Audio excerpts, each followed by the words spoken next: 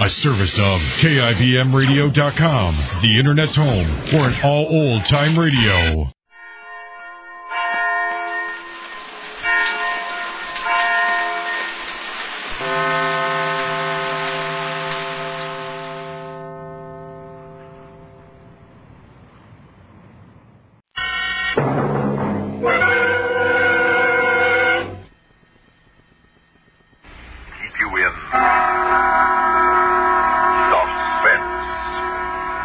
In a moment, Act 1 of the Lunatic Hour, starring George Matthews, and written especially for Suspense by John Robert.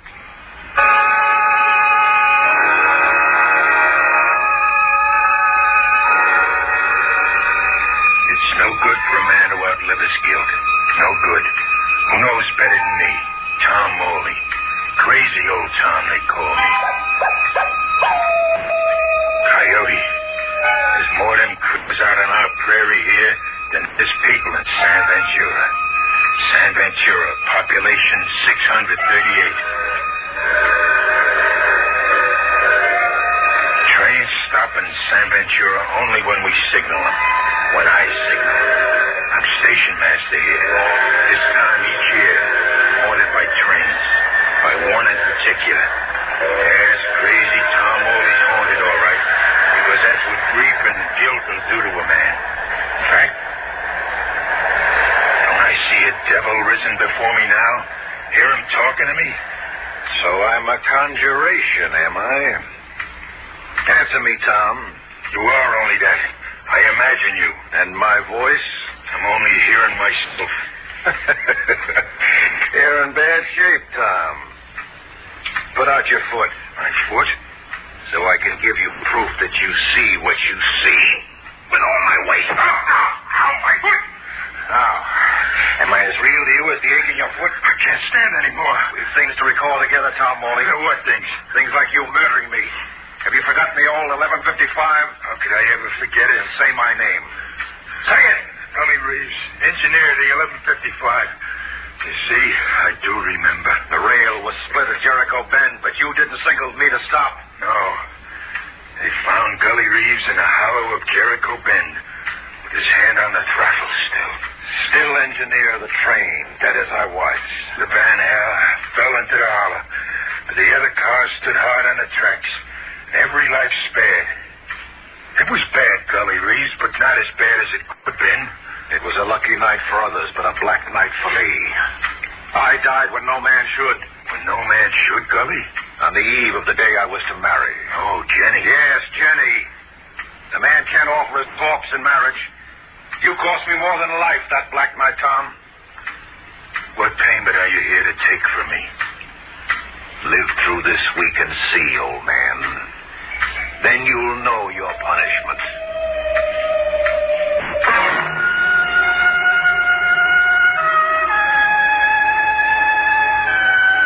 Only a devil's apparition can crush your foot. Gully Reeves, whose death was on my hands.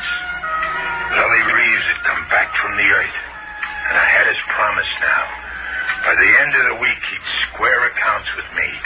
I'd know my punishment. I had the devil's own promise for that. Live through the week and see. Huh? Open up. It was Will, my stepson, bringing me coffee like every night. Why the locked door, Pop? Against prowlers.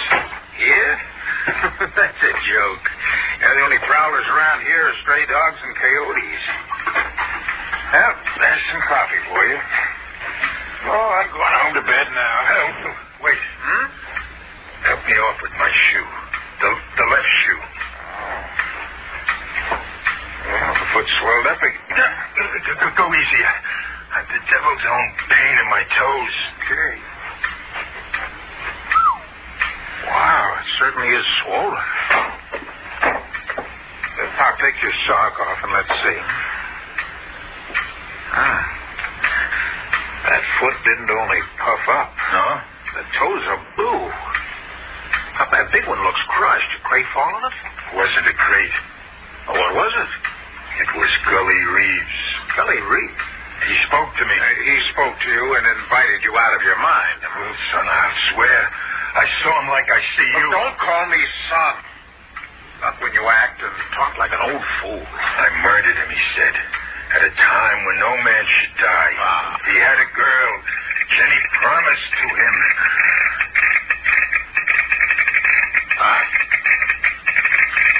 There's a telegraph message coming in. Well, Pop, if you're up to it... Take it for me, Will, huh?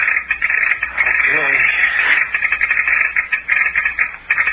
It says the 11:55's due by... in 1 minute now. It's right on time.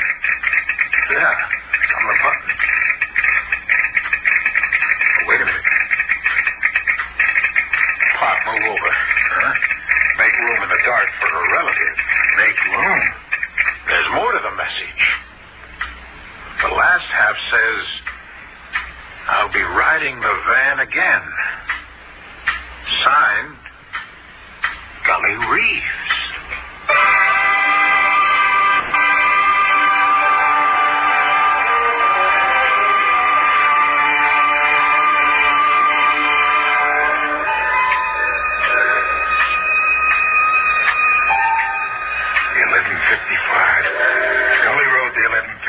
That night, they found him in a hollow, sealed in his wrecked van, with his hand dead on the throttle. Shut up! Shut up!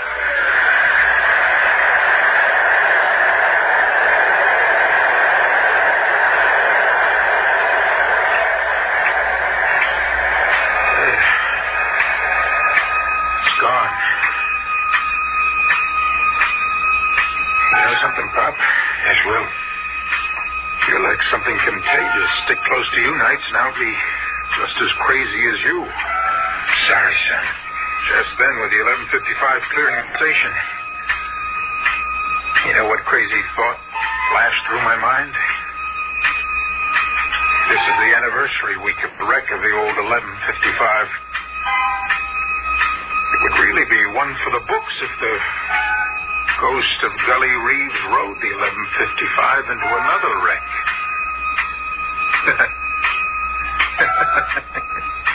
How about that, Pop? I had the same thought.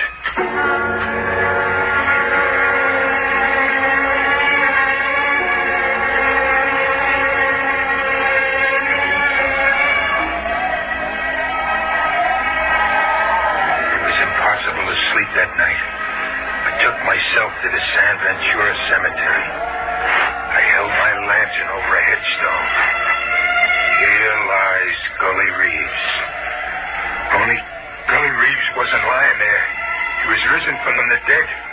There was every sign that he was risen from the dead. An open grave and an open coffin lid. I could see by the shine of my lantern. Gully wasn't in his coffin.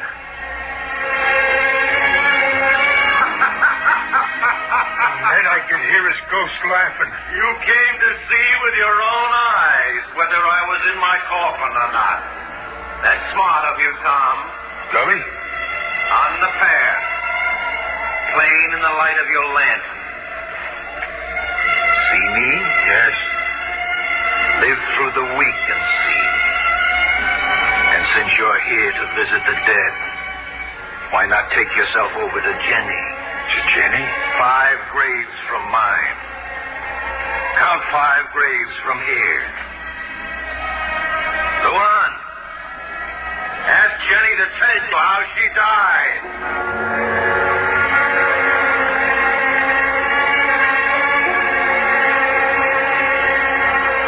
I counted 5 graves from Gully's and stood there with my mind in the dark and my eyes to the ground.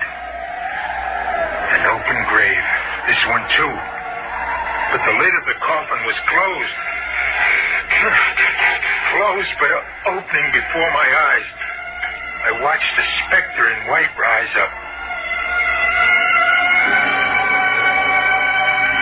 Tom Morley? Are you Tom Morley? I am. Gully sent you to me? Yes, to ask how you died. He said, how did you die? wedding gown. I was fitting it to wear for Gully when the news came that night. It was a tragic hour. Black tragic hour. See my gown, Tom? Your gown? My bridal gown. I wore it to my grave for Gully to admire. Isn't it beautiful?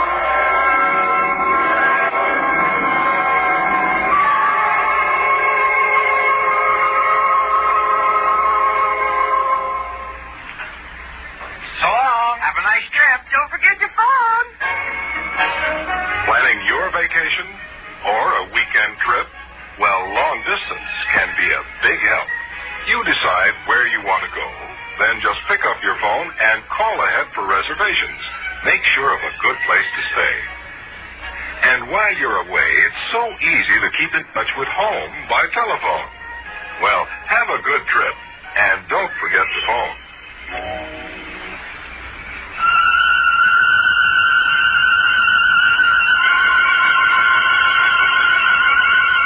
There's Gully, then the girl. Jenny herself back from the grave. My neglect buried Jenny. I sent her to doom instead of her wedding, in a gown she was proud of, even in death. And Gully, well, he kept his promises. I knew he'd do. Rolled the 11:55 for the anniversary week.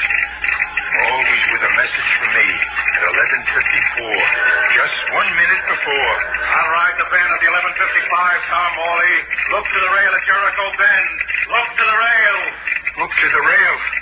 Gully meant to ride the 11:55 to his death again.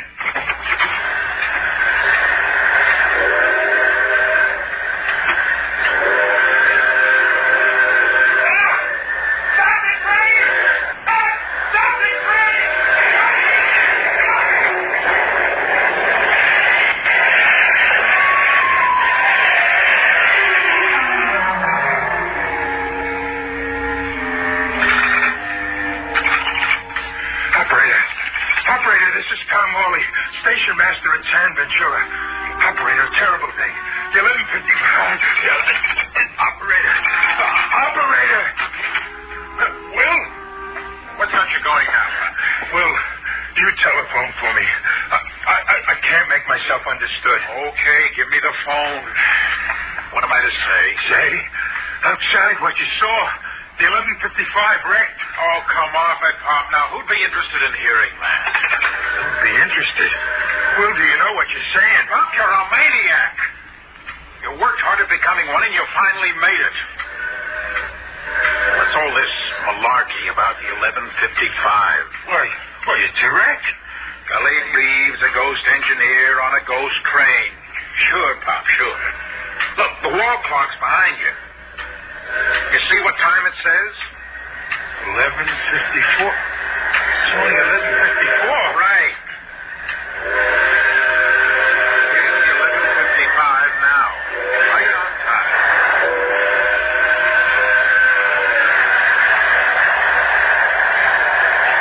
Your 11:55, Pop. Crashed in your head.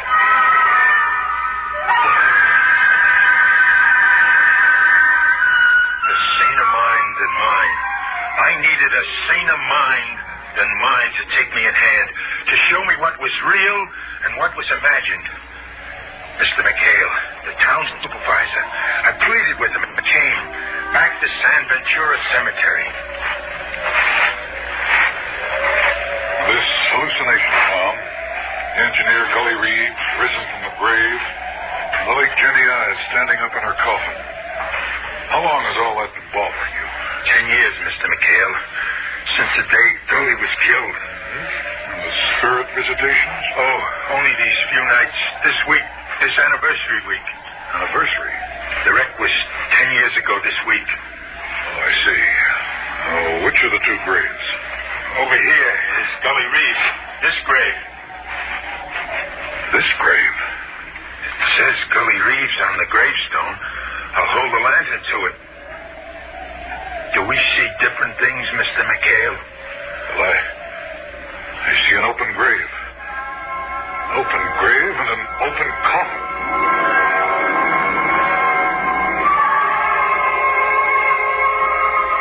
Jenny is 5 graves from this, Mr. McHale. Count 5 graves. 5. I've counted 5. I'm an old man and I've lost my reason. But not you, Mr. McHale. You're the slickest mind in San Ventura. The town supervisor. Hallucinations, yes. I'm sick with them. Sick with grief and guilt. But not you. Tell me we see different things. Maybe not, Tom. Maybe we see the same things. This grave now, Mr. McHale, it's right and proper. Like a grave must be, so the soul can rest. No, Tom, I can't say that it is. You can't? What do you see? Well, the grave is unnatural as the first. And you have hallucinations, too. The grave is open and the coffin empty, like the first.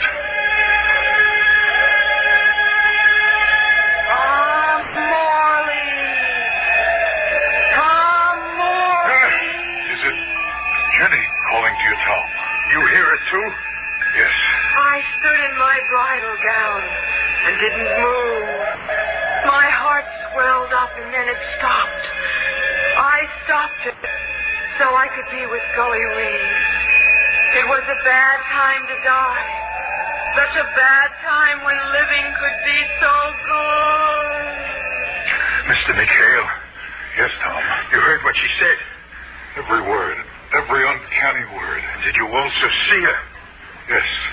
Like a white mist. And long flowing hair. And no flesh that I could see. I do have your hallucinations, Tom. I'm distressed to hear that. You the best mind in San Ventura. I say only what I saw. What was it that Gully promised you? Another wreck of the 1155. Gully would once more ride the van into the hollow of Jericho Bend.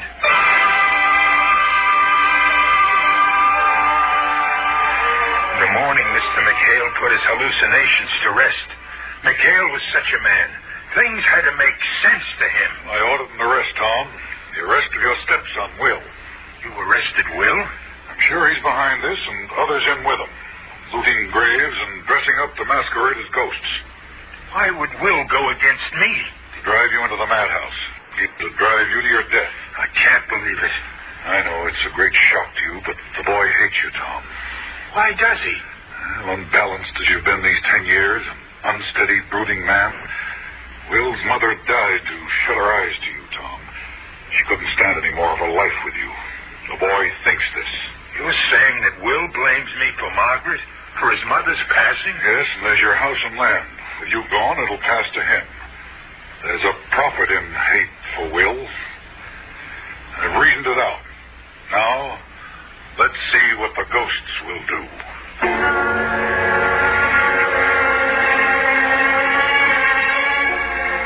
There was a message that night, that last anniversary night.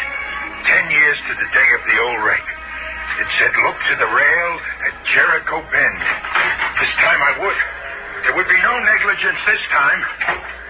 I saw what I hadn't seen 10 years before. The rails. The rails were split. Once again, the rails were split. Stop the train. I had to stop the train. This time I knew to stop the train. I signaled at it. I waved it. Waved it high in the air so Billy could see it. High, high. Stop! Stop in the name of mercy! I'd won this time. I'd stopped the train. I'd won.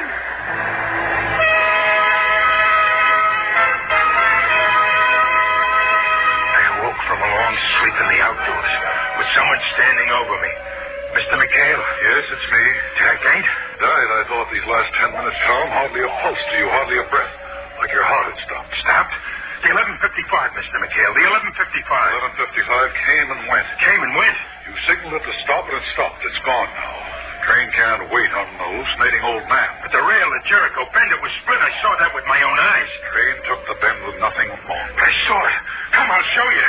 Here at the bend. Come see. I'm here, Tom, waiting to be shown. Oh, the rail is fine now. What I saw sure I didn't see. Except in your mind. Yes, in my mind. And what I see now, only I see. Now? Now what? Even now, I see things the devil directs me to see. I see things invisible to you. What do you think you see now? And the ground there in the hollow, if you have eyes for the dark, Mr. McHale, I see a body, a lonely body in the night. But you don't see the dead, Mr. McHale.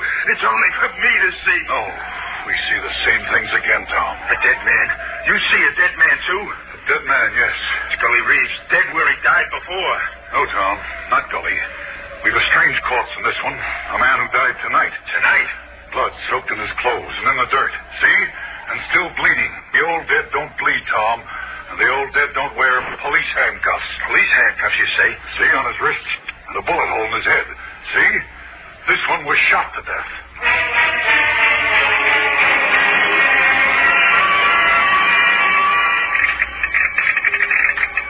I'll telephone the coroner to come for the murdered man.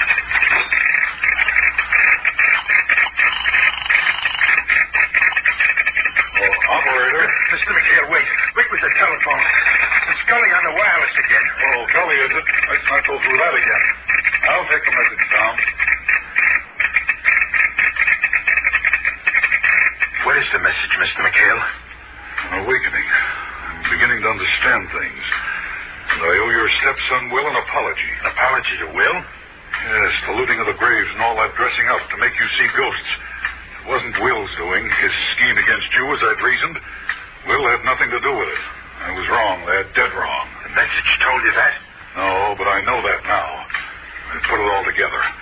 It was a message from a detective who was on the 1155 tonight. He lost a prisoner he was escorting to the state penitentiary. Chip Stavago, a convicted man. The message says we're to look for a short man, bald, wearing a dark suit and handcuffs. Handcuffs? That's the murdered man out there. Now listen carefully, Tom. This pair, Floyd Maxson and his girl Sally, they had worked up a scheme to board the 1155 and seize a prisoner being taken to the state pen. One Chip Stavago. They were out to seize DeVago from under the nose of the detective accompanying him. Seize DeVago and murder him. Which they did. Now, is it clear so far? Clear. All right. San Ventura was the place they picked to stop the 1155, climb aboard, and snatch DeVago. You were to stop the train for them, Tom. That's how your hallucinations came about. Now, the killers, Maxson and his girl Sally, were the source of your hallucinations. Now, they obviously knew about you. How you felt about that wreck of 10 years ago, how it preyed on your mind, your sense of personal guilt about it. Now, they worked on you all this anniversary week when you were most susceptible. They played on your imagination, made you hear voices, see ghosts, all to get you to stop that train tonight. Mr. McHale. Yes, Tom? That story you were telling me about people scheming against my sanity, I'm asking you to tell it to me again.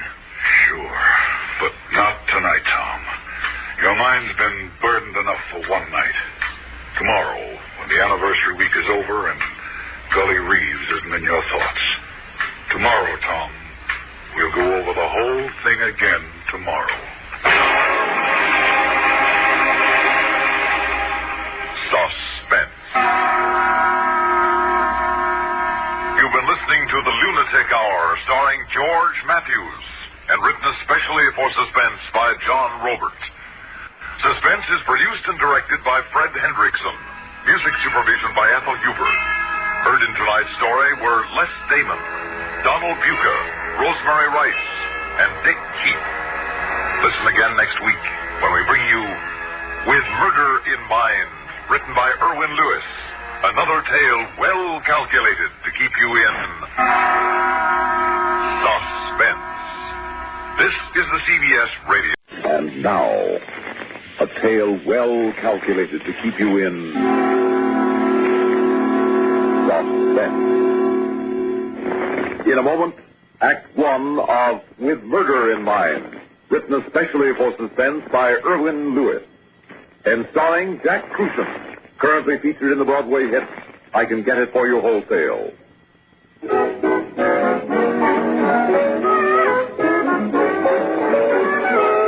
Are you ready, Anton? Yes, my darling. Oh, good. And Anton, don't go too far. Later you... Please.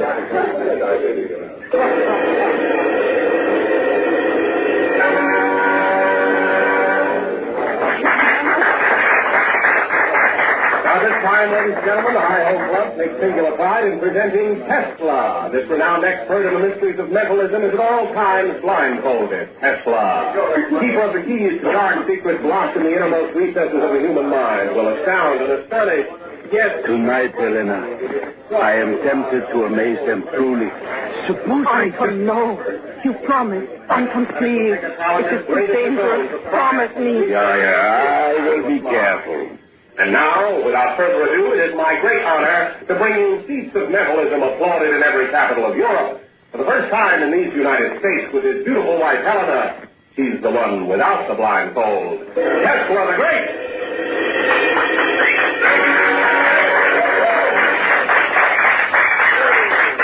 Ladies and gentlemen, as I pass among you, hold up any object you wish and concentrate on them. Tesla, blindfolded on the stage, will attempt to learn what those objects are. Are you ready, Tesla? I am ready. This gentleman is holding up something that belongs to his wife. Can you tell me what it is, Tesla? It is something she wears, is it not? That is right. And what is it? It is a fur piece. A stole. Mink, I believe. That is right. That's pretty good. And now, a lady over here... Wait, I see more. The gentleman has not yet paid for the stole. How the blazes does he know? That will be enough, Tesla. And now, Tesla will attempt to tell me what object I have in my hand, which this lady has just given me. Tesla, do you know what it is? It is a gold charm. That is right. Now, Tesla, see if you can tell us what is inscribed on the back of this charm, something only this lady and I know. What does it say, Tesla? It says, to you, with all my love. Is that right, madame? Oh, yes. Yes, that's exactly what it says. And now I see a gentleman holding a wallet. Sir. Wait, I have not yet done with the woman. I see more. No, Tesla. But yes. That is not just a charm. A little golden trinket. It means much more to Ruth. And it was given to her by a man who is not her husband. Why, that's a lie. Please, madame, please don't upset yourself. It is only Tesla's sense of humor. I see nothing funny in it. Please forgive him. Now, sir, if you will hand me your wallet. Yes, thank you.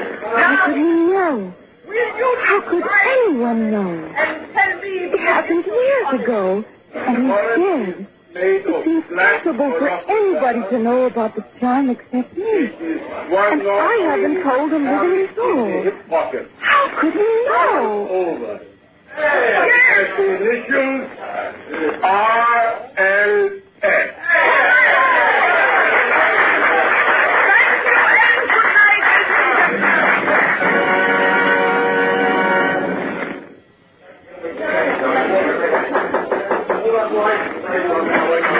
Mr. Hughes, please come in. Hey, Tesla, old man, I just had to come to your dressing room and congratulate you and the little woman. Oh, then you liked our act, Mr. Hughes. Liked it. That was the greatest opening act my club has ever had. Yes, sir. Thank you. Say, listen, I'm having a little party at my place later just to celebrate, and I want you and Mrs. Tesla as guests of ours. Well, we will be very happy. Thank you, Mr. Hughes. Now, if you will excuse me, I must change. Oh, yeah, sure. Well, I got to get myself another drink. I got to get lots of drinks. I got a lot of celebration to do. So long. Goodbye. Helena, you were very rude to Mr. Hughes.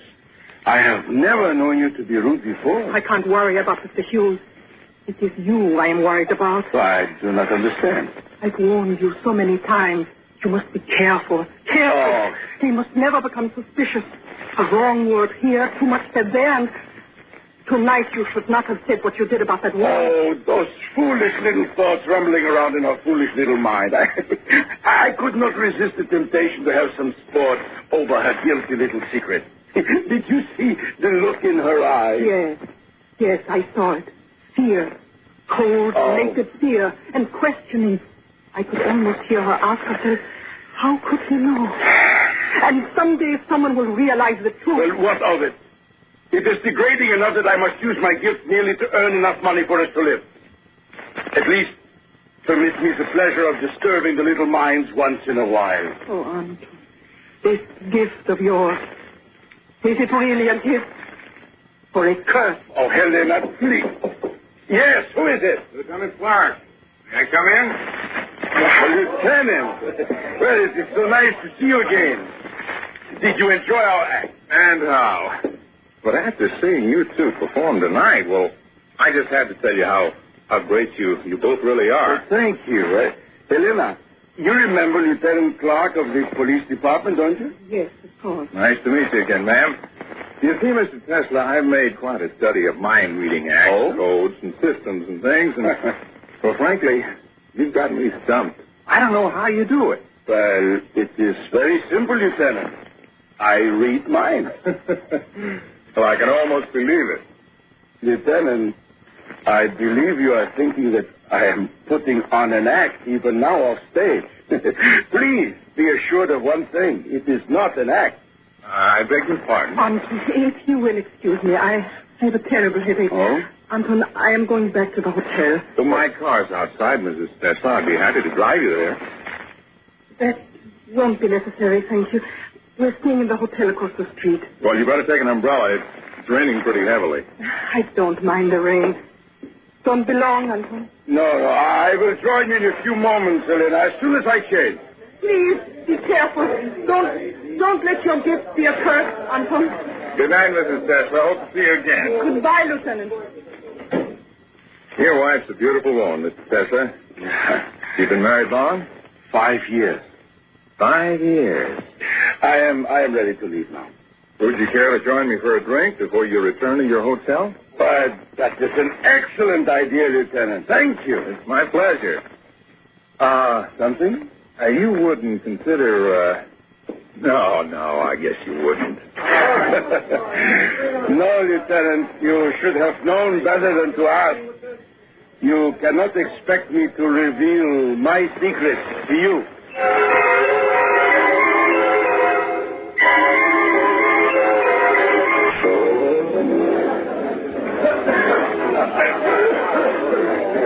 Oh, good evening.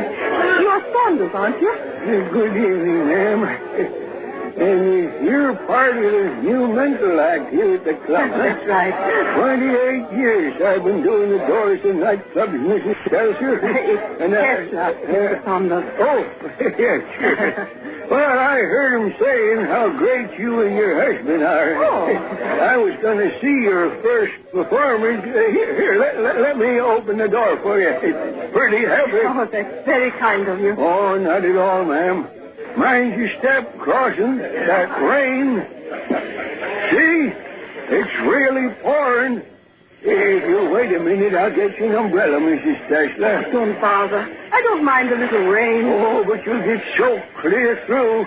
Please, I have the umbrella right over here. I'll get it for you. No, honestly, Saunders, I don't want it. I like to walk in the rain. I like the feeling. And besides, it's not far to the hotel. Well, if you say so, Mrs. Tesla. But be careful crossing the street now. Some of those cars come shooting around the corner like crazy. I'll be careful. Good night, Saunders. Good night, ma'am. If you don't mind, Mr. Tesla, we can have the drink at your hotel. There's a nice bar there. All right, Lieutenant. You may as well cut across through the stage door. It's shorter. Besides, in this rain... Helena! Tesla, wait. Where are you running?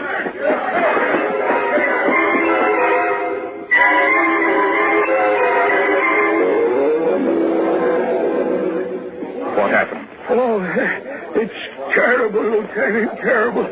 I hope opened the stage door for her, and she went out into the rain. I asked her if she wanted my umbrella, but she said, no, thanks. I turned to go back into the club when I heard Blake squealing, and she screamed. I ran across the street, and she was lying on the ground with the rain pouring down. Next thing I knew, he come running out and pushed me away. He's like a madman. Who? What's his name? The mind reader, Tesla. Was it his wife? Yes. She's such a beautiful thing, Lieutenant Clark, and lying there all crumbled and smashed in the rain. Where's the car that hit her? I just saw the taillights disappearing around the corner. He didn't even stop. You call an ambulance. Saunders, come with me. There you are. He's holding her in his arms. Helena, my darling. Tesla, let me carry her inside. No. Go away, Lieutenant. Please, leave us alone. I've sent for an ambulance. Please, let me take her inside. No, it's too late. Hey. Yes, Helena. What is it? He's got an awful peculiar look on his face, as if he's listening to something. It's scary. Yeah, I understand. I will remember, Helena. I will remember.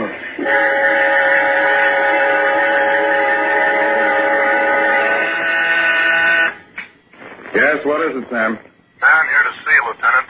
Name's Anton Tesla. Have him come in.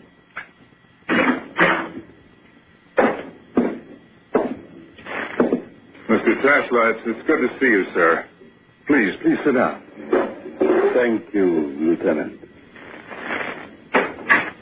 I was wondering what happened to you. I haven't seen you since, well, it's a week now, isn't it? Is that how long it is? Sometimes it seems like a year. Sometimes only a day. Most of the time it seems as if I am the one who died. Terrible tragedy. I don't know how to tell you how sorry I am. Yes. You look tired. Thank you. I mean, thank you for being diplomatic. I have seen myself in the mirror. I was never a handsome man, but now I would almost frighten myself. Oh, nonsense. Shave and some fresh clothes and you'll be a new man. If there's anything I can do... You can find the man who murdered my wife. Murdered? You're not saying it was deliberate, are you? He left her lying in the street and fled like a murderer. He killed her in cold blood, whether it was deliberate or not. Well, we're doing all we can. But you must realize we have nothing to go on. No one saw your wife hit with a car.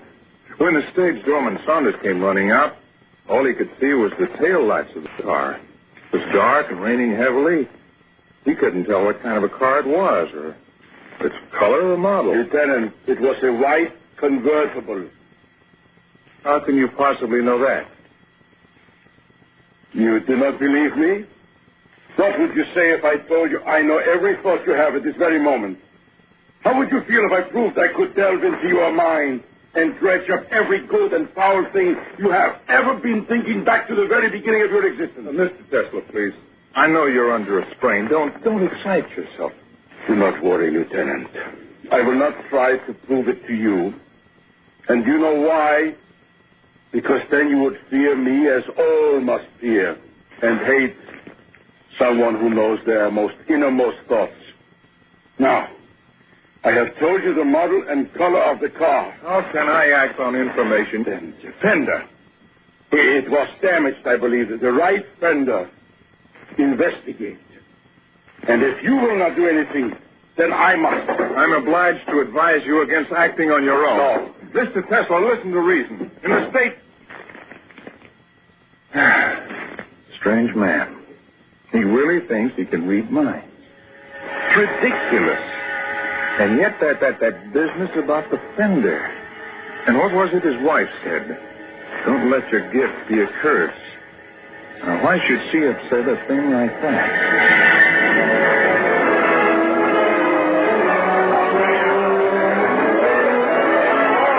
Saunders. Saunders, wake up. Mr. Dozy. Oh, Mr. Tesla. I didn't recognize you. Oh, you remember me, huh? Oh, yes, of course, sir. May I say how sorry I am about the accident last week? It was you. Oh, you're hurting my arm. What? You must know. When you heard the crash that night and ran outside, what did you see? I told the police everything. Mr. Tesla. I saw your wife lying in the street. There's a car. Did you see the car? Only the tail lights as you turned the corner. You're lying. You saw more. God. I know you did, but I cannot make it out. Now, what else did you see? Nothing. I swear it. I saw nothing else. There is something else you saw. Think now. What else did you see? Please, Mr. Tesla, my arm. Think. Why are you looking at me so funny? I must not find out about Joe. Joe? I don't know what... Parking lot attendant. Thank you, Saunders.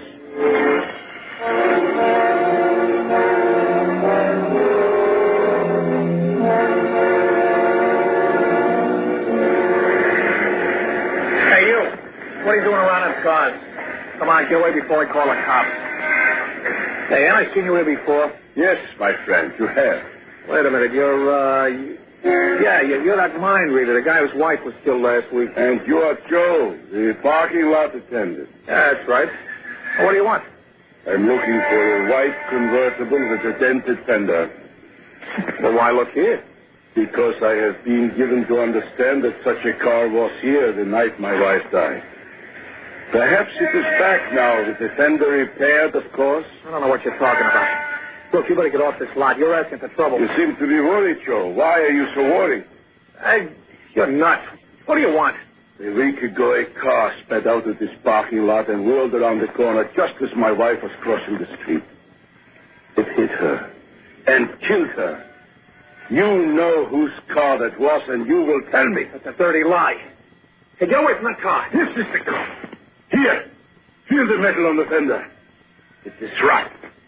It was a hasty job, and it was not well done. Okay, for the last time, get off this lot. First, you will tell me who owns this car. I'm telling you, mister, you better get off. What's the matter with you? Why are you looking at me that way? I ask you again. Whose car is this? Try and find out. I already have. Thank you.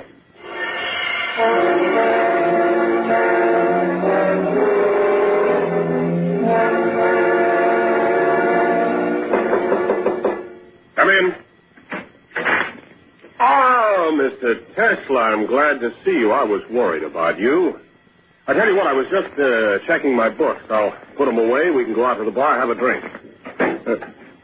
Hey, why are you locking the door? Sit down, Mr. Hughes. I want to talk with you. What about? Sit down! I have been looking for the man who murdered my wife. Murder?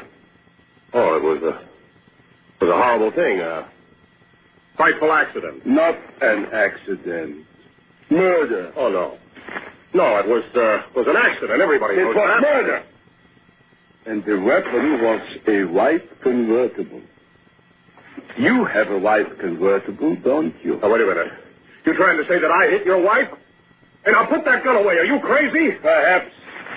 But tonight justice will be done. You murdered my wife. No, you don't.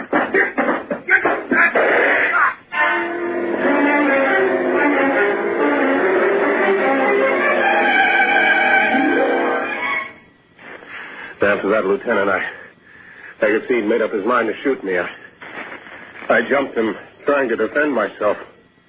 We struggled, the gun went off, and I called you. That's the whole story. All right, Mr. Hughes. Better sit down. You look like you're ready to collapse. Thank you. Well, what an experience. He must have been crazy. How does it look, Doctor? Not very good, Lieutenant. I'm going to call an ambulance, but I don't think he'll make it to the hospital. Tesla, can you hear me? Lieutenant Clark. you try to kill Hughes? He murdered my wife. No, he didn't. What do you say? The driver of the car should be an hour ago and confessed. We got him through that fender. It took legwork, but we found his repairman and then him. He admitted everything. Took us a week, but pretty hard to hide evidence like that. He admits it. He's lying. He was telling the truth. But the white convertible? He was driving a white convertible, too, although a different model and used car. A different year, too. At the fender, there was fender damage on this car? It was one of those once-in-a-lifetime coincidences, Tesla. As near as we can make out, what probably happened was that Hughes pulled out of the parking lot and turned the corner at the same time that this other fella came from the opposite direction. He hit your wife and went tearing down the road. Hughes, trying to avoid a head-on collision, skidded into that lamppost opposite the club, bounced off, and drove away. Both cars had damaged fenders. Tesla, did you hear what I said? Yeah, I heard. But it is impossible. Hughes killed my wife.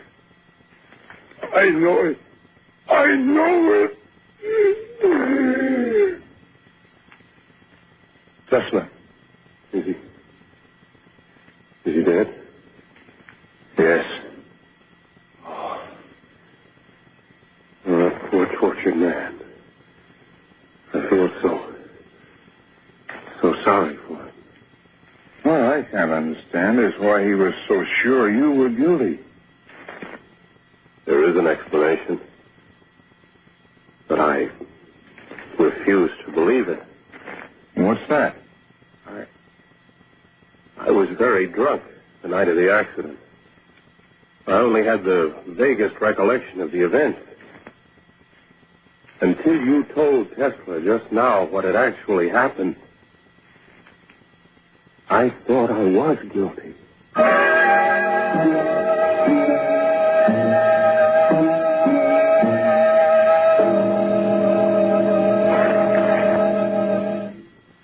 Suspense.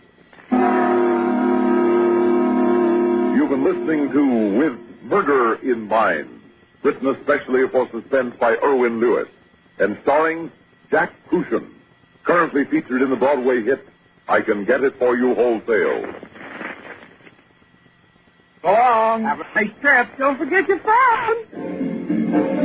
Planning your vacation or a weekend trip? Well, long distance can be a big help. You decide where you want to go, then just pick up your phone and call ahead for reservations. Make sure of a good place to stay. And while you're away, it's so easy to keep in touch with home by telephone. Well, have a good trip, and don't forget the phone.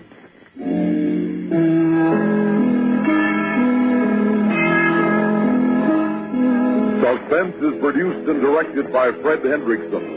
Music supervision by Ethel Huber. Heard in tonight's story were Bryna Rayburn, Billy Redfield, Jim Bowles, Gilbert Mack, Jack Grimes, Rennie Santoni, and Jane Ward. And now, a tale well calculated to keep you in suspense. In a moment, Act One of Black Death, written especially for Suspense by Mercer McLeod, and starring Christopher Carey, currently featured in Camelot.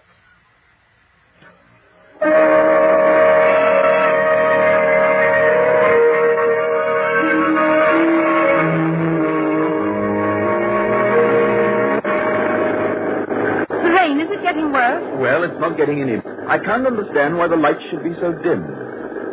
Dear. What? That might be my fault. Why do you say that? When I took the car for petrol last Thursday, remember? You said be sure and have the battery checked? Oh, say no more. Yes, I'm afraid I forgot. Then that's it. If I stall, I don't think we'll get started again. I'm sorry, darling. Oh, what was that? I don't know. I hit something. I can hardly tell whether we're on the road or not. Don't you think we should... Are we stalled? We are. Well, here goes.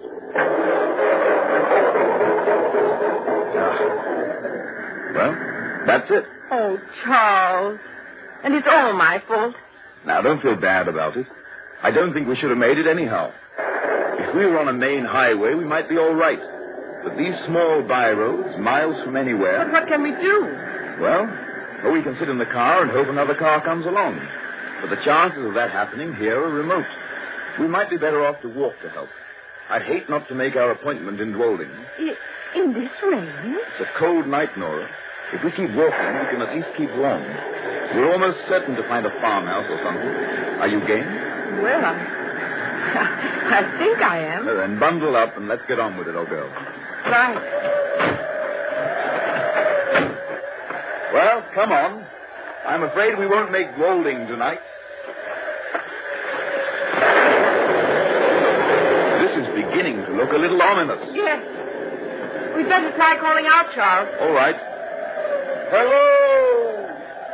Hello there! I think I'm a little frightened, Charles. Well, come on, let's both call out. Hello! Hello! Charles, it looks as if we... Quiet, Nora. Now, where that dog is, there must be shelter. Yes, there's a light blinking over there. That's for us. Come on. Oh, thank goodness.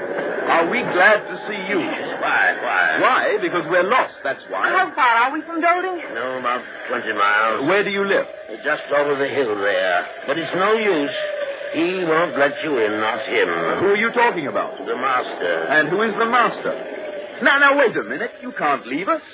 Here, wait. Yes? Now, listen, you. Whether you like it or not, we're coming with you. And whether the master likes it or not, he's going to give us shelter.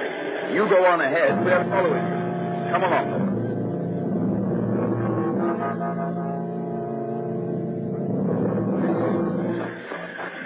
Oh, look, Charles. It's a huge, forbidding house.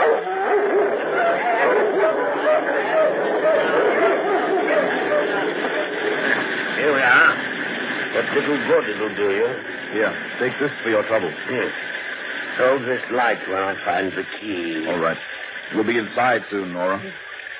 And don't say that I let you in. Now, go straight to that second door past the staircase. Thanks.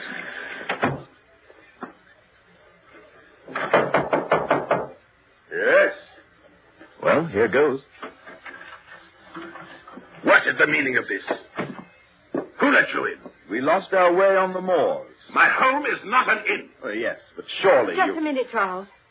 If we were drowning and your boat happened by, we'd try to save ourselves by clinging to it. And look at us. We're practically drowned. That's scarcely my concern. And furthermore, my husband is a doctor. And he was scheduled to lecture in... Oh, a doctor, eh? Well, a scientific man, huh? Well, yes. You'll need dry things. There's food on the buffet here, and I'll get hot coffee. Do sit down. Make yourselves comfortable. Do you mind if we hang our coats in front of the fire? A capital idea. Give me your coat, Charles. I'll spread it out. Thanks, Nora. I'm going to take my shoes off, too. Yes, sir. Oh, more coffee, Jacob. Very good, sir. What are you finding so interesting, Doctor? These strange diagrams drawn on the walls and floor. Oh, yes. Those are the nuclei of my science. White mice in the cage. And what's this contraption? What does it look like to you? It bears a rough resemblance to a huge camera. But the sides, all this multicolored glass. I don't know. I'm quite baffled.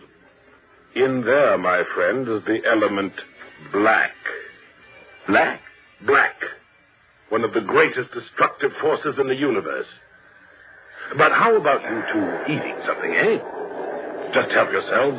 Coffee. It won't be long. Oh, thank you very nice. much. Right, thank you. It may interest you to know that yours are the first strange faces I've seen here in 4 years. Really? I spend most of my time hard at work. very, very hard at work. The results of this work may well benefit humanity. Oh, I'm glad to hear. Well, don't misunderstand me. I don't give a rap about humanity. However, I'm more productive to your humanity than I should be if I were full of gush as the sentimentalist, speechifying to get murderers out of prison. Do you follow me? Well, yes. You noticed my man, Jacob? Of course. He's a perfect servant. Makes me comfortable. I have no feeling for him. I treat him civilly, pay him, but I never concern myself with him as a human being. I know nothing of his character except what I read of it in his last employer's letter. There are, you see, no truly human relations between us. Would you imagine his work would be better done if I'd made him like me personally? Oh, I would, decidedly. I'm certain it would not be so. He'd trade on any relationship to my disadvantage. But if a crisis occurred... Crisis? Yes, if you needed his help, not only as a servant, but, well, supposing you were sick, in need, you'd never get from your relationship what can be prompted only by affection. Affection? Affection? How disgusting that sounds. Disgusting. The coffee. Just put it down. Yes, sir. Will that be all, sir? For now, yes. Very good, sir. Splendid inhuman efficiency. I think I'd go mad in such an atmosphere. Never mind, Nora. Now, how do you take your coffee? Black, please. Me too. Black, eh? Black. Very good. Who gazes on black stares at death. I beg your pardon. You scientists are quite naive, I find. Well, I fail to see. Let me explain. I find that black is not, as it is commonly defined, an absence of color or light. It is a prime essence, a vital being. And light, on the contrary, is mere activity. Well, this black coffee tastes good, and I'm glad we're not out in that black light. There you go again. I don't understand. You think night comprehends black? Night is never so dark that you cannot distinguish grades of darkness. There is no black in the darkness of night. Black is absolute. You mean to say that blackness... Who said anything about blackness? I've been talking about black, not blackness. The one is a positive term, the other a weak, indefinite. Call blackness darkness, and the phraseology will be much nearer. But when you come to black, I say, you're at grips with the positive element of the universe, a force apparent whose work is death. Then one ought to be afraid to go home after dark. If you had the faintest realization of the infinite significance of the words you use, you turn as pale as this damask cloth. Here. You see this white mouse? I take it out of its cage, hold it by its tail, and set the black to work. I place it in front of the fatal black ray and...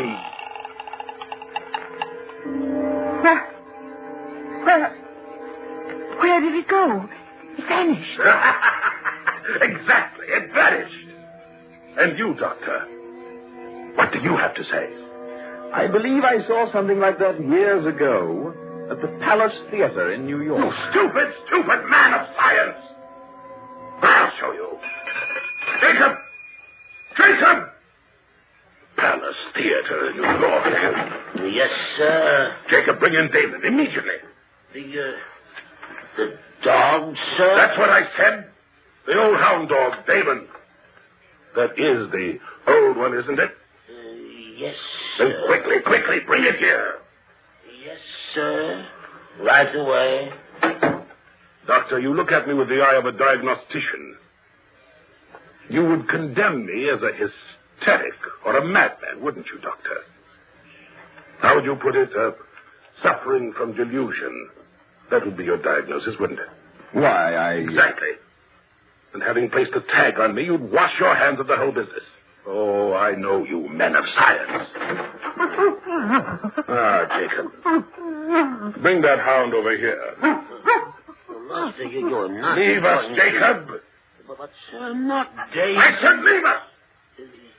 Yes, sir.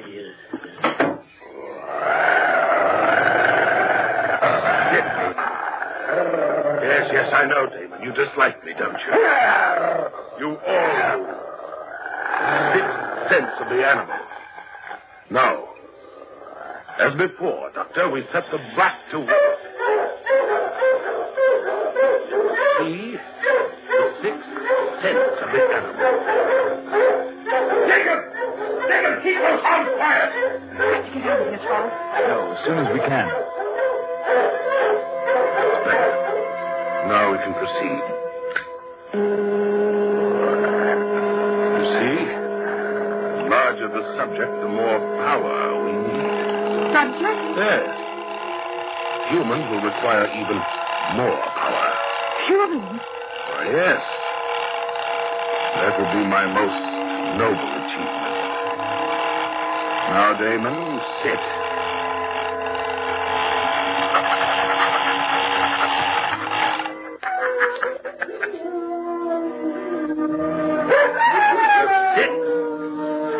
Of the animal. Now I'm a little tired. I think I could use a drink. Yes, I'm really quite tired. Yes, sir. Bring me a brandy, will you? Yes. For our guests, too. Oh, very good, sir. You don't understand, do you, Doctor? No, you don't understand at all. That's why I became disgusted with you men who call yourselves scientists. Yes, you condemn everything that resists experiments. You reject as false any theory which cannot be proved in the laboratory or the dissecting room. You refuse even to consider my findings in regard to apparitions. Apparitions? Ghosts, if you like. For thousands of years, mankind has persisted in believing that apparitions are fact. But mention them to you, scientists. But there's never been conclusive proof. If I were to tell you that for 23 years I have been investigating the supernatural, and that I know, past all doubt, that ghosts, apparitions, and supernatural beings exist, what would you think? Huh? That I have lost my mind? Well, unless, of course, you could show me an apparition or some supernatural... Show me? Proof. The brandy, sir. All right, put it down. The storm is over, sir. Has it now? Has it? Yes, sir. Nora, did you hear that? The storm. It's over. Yes, I heard. I think we should get out of here as quickly as we can. Oh, so do I. Take a good swig of brandy. It'll help. I did. I don't know how you feel, but I'm ready for that 20-mile walk to Dwoling. Those two demonstrations have convinced me. Darling, I'm ready. Dwoling, did you say? Yes. Why walk? I don't follow you. Why not take the local? The local? Yes. Do you mean local train? Of course. I didn't know there was one. Just one a day. It carries mostly freight. Just one passenger coach. About a mile from here. 11:10. I'll show you the way. Oh, this is splendid, Charles. You'll be able to give your lecture after all. Scientific lecture? Well, sort of, yes. With proof, Doctor? Of course. 17 years ago I ran away from you scientific fellows and your proof. It seems funny that one should walk in on me tonight. Oh, you and your proof. You think I'm a little mad, don't you, Doctor? Well, I shouldn't say that, sir. I'll get our coat.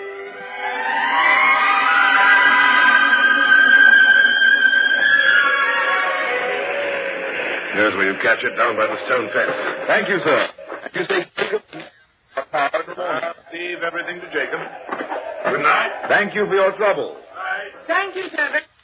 I'm glad to be out of the whole mad mess. Oh, me too. How do you feel? Fine. The brandy helped. Good. Charles. Come on. It's right on time. Well, things turned out a bit better, eh? Here we are. Come up. That's it.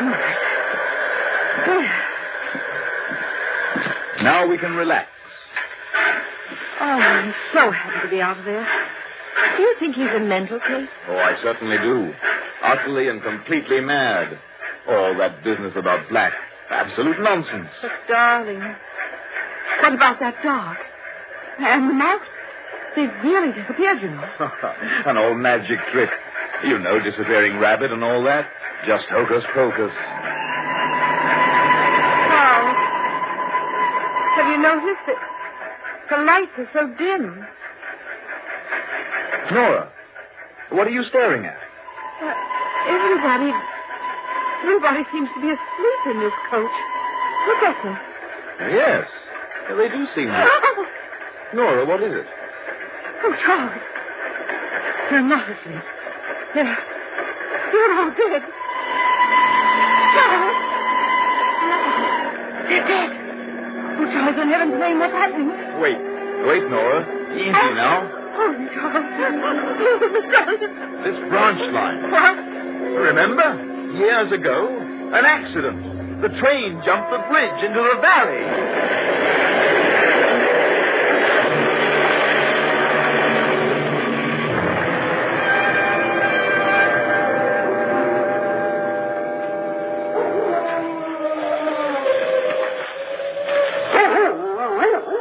Over here, sir. Yes, Jacob? Over here. Now, down. How are they? A little shook up, but both in one piece. Think we can get them to the house? I think so. Can you help the woman? I think so. All right. Up we go now. There. Now, can you walk? Yes. That's the way. Now, off we go. There. It feels better, doesn't it? Here, have another sip. You too, sir.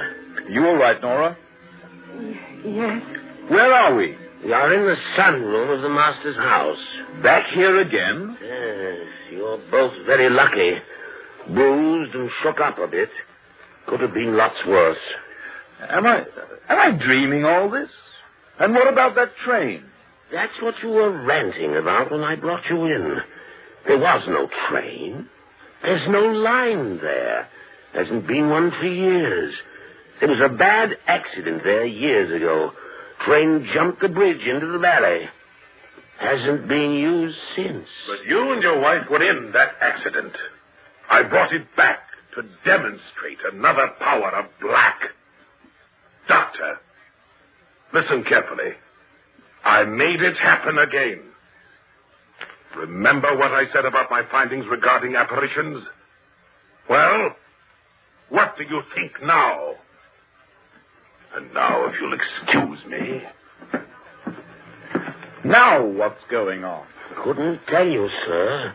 I've long since given up trying to understand the master. Well, you're both looking much better. Let me pour you some more brandy. We'll both feel much better when we can be on our way. Here you are. Thank you. Oh, I'm dreadfully tired, Charles. What's he doing with that contraption now? Don't know, sir. He said something about his most noble achievement. What? Charles. He means humans. Listen, Jacob. We've got to get out of here, and quickly, you understand? I cannot go against the master's orders. Jacob, I want to start with a dog. Bring me one of the older hounds. Jacob! Yes, sir. A dog. You heard what I said, Jacob. We've got to get out of here. I think we'd all better get out. Follow me. Come along, Nora. Where are we going? Any place as long as it's away from here. He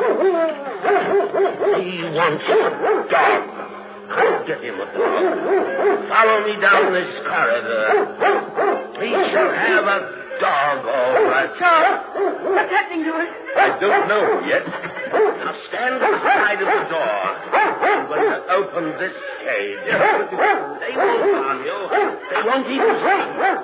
Now, down there. Down there.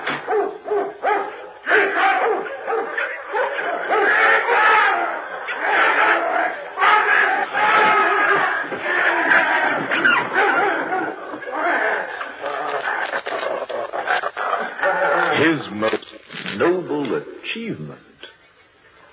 Shall we see about getting you both home now?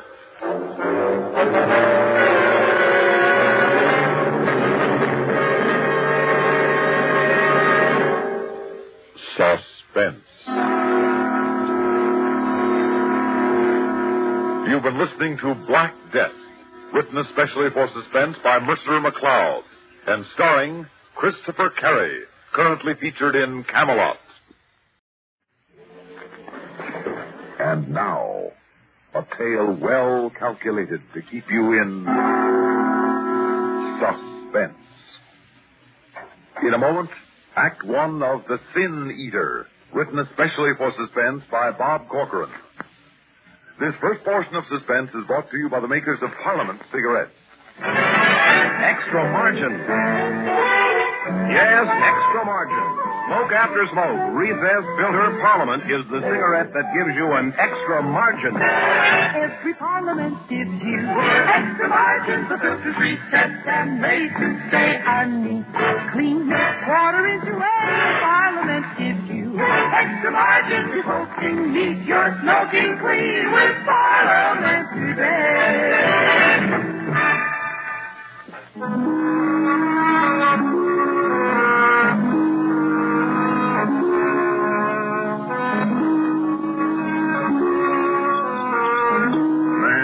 Know for sure.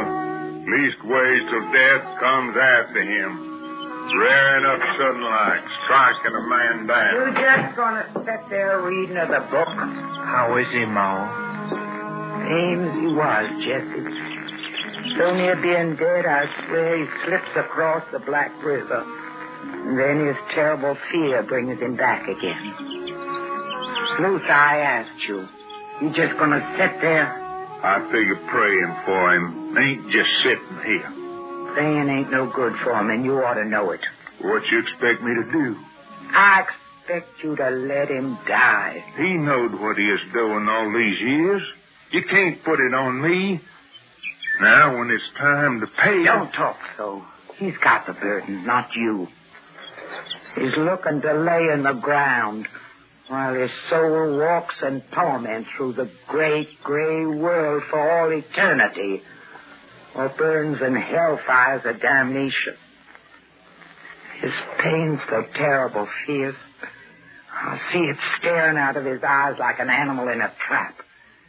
Death would be a mercy for any man, but he can't let himself die.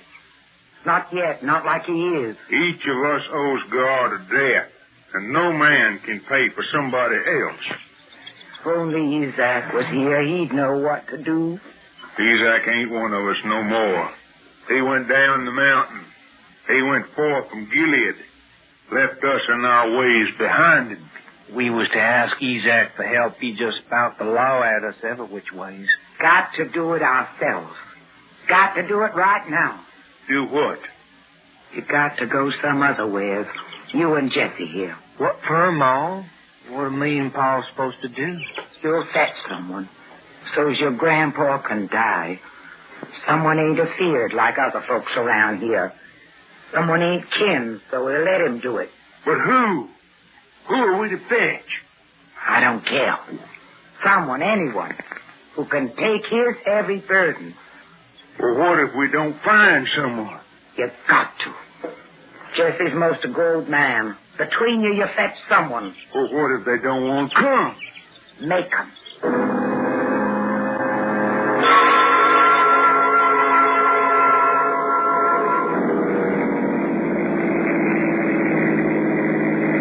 Beautiful, isn't it, Lucille? If I could remember it, Jim, I'd quote you that eye of the beholder line. Oh. Now I know what they mean by God-forsaken. Too bad the scenery doesn't include some attentive young men. Oh, don't start that again. Oh, I'm sorry. I didn't mean it. I'm just a jealous old man with a young and too beautiful wife. And a vivid imagination. You're quite right. This will be good for both of us. Weak among these hills, among simple people, away from all the strains of... You know, I became a teacher because I thought it would be the peaceful life. I guess we both got fooled.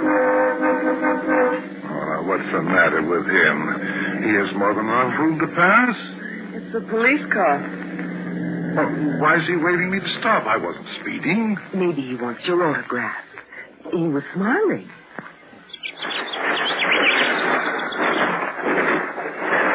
Howdy. Well, good afternoon. Anything wrong, officer? I'm sure I wasn't going too fast. No, sir. Just wanted to check was you all right, not lost or nothing. There are not many cars ever use this here back road. Oh, I see. Well, no, we're not lost. Just taking a drive through these hills. My name is Reed. This is my wife. Pleased to meet you, Mr. Reed. You, ma'am. Hello. Kind of dangerous back through here come night. The road's not so good. Are the natives friendly? Yes, ma'am. I come from around here myself. I can see that you're friendly. Can't you, James? My wife has a quaint sense of humor, officer. Yes, sir. Are there any communities near here? Community? Nests of natives, unspoiled and undiscovered. Oh, you see, officer, my husband is a specialist in folk music. Ballads, that sort of thing. He's still hoping to come across some tunes that Carl Sandburg missed. That's so, ma'am? Foreigners, isn't that what you call us? Yes, sir. As far as you, Mr. Reed, I'd keep right on driving along. Headed right like you, I should bring you into Pyre. That's the next town, bit after dark. That's where I'm headed now.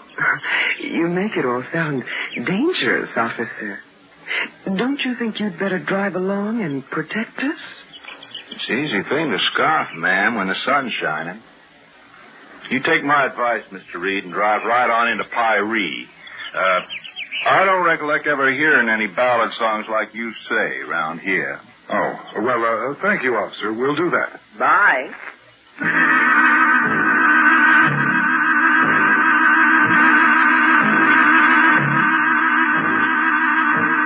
You figure they seen us, Paul? Of course not. Can't no one see us way this creek coming down. We got us a perfect hidey-hole, ain't we? She's sure pretty, ain't she, Paul? The way the sun slants off her hair, sort of like gold. Jezebel. All that pain on her face. Come on, let's go. We gonna fetch him, Paul? We're gonna fetch one of them into hell.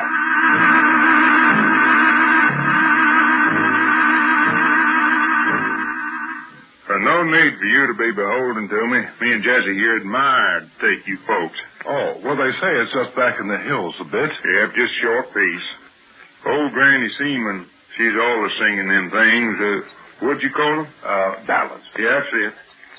I know she'd be proud to sing them for you. And you say no one else, like us, I mean, ever came here to hear her?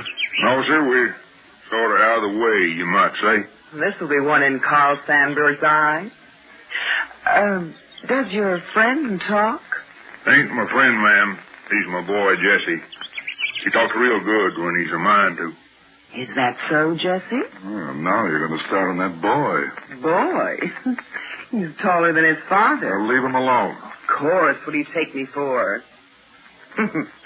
Reminds me of that officer. But better looking.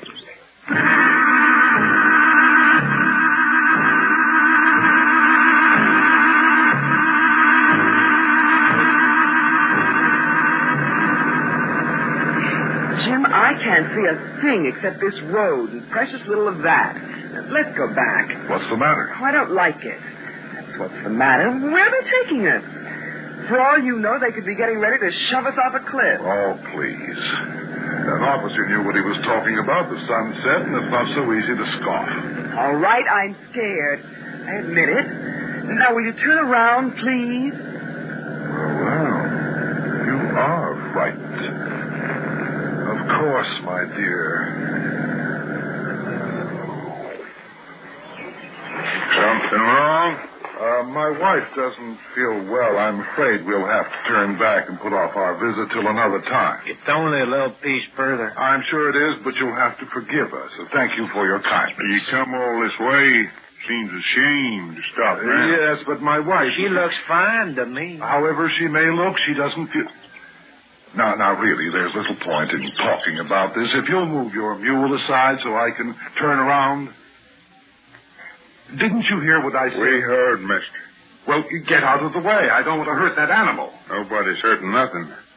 Listen, you make me. Now, this scattergun says that you do like I say. Now, please, we... Get out of that car. What if we refuse? You can't kidnap us like this. We'll be missed. Yes, a police officer was talking to us just before... He won't bother us none. You won't be the first that's disappeared in these hills. You come along right now, like we say. We won't hurt you none. Nothing will. Nothing. That's in this world.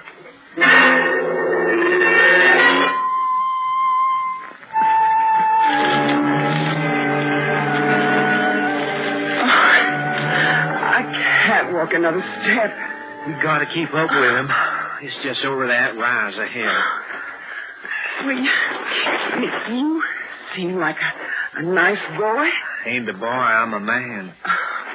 Yes, I can see that. Let me lean on your arm. Mm-hmm. That's better. You won't let anything happen to me.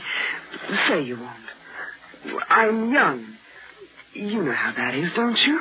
Well, it's different with my husband. Oh, won't you tell me what it is? How come you married an old man like that? Promise me you'll protect me. Will you promise me? Hurry up, Jesse. I promise.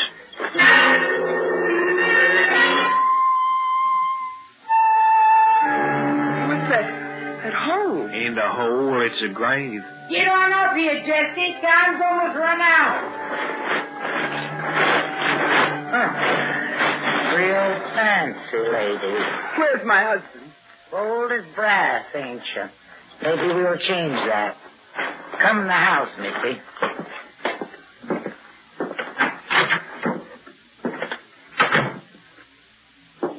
Oh, don't be afraid, Lucille. What do they want? All right. You forced us here against our wills. Why?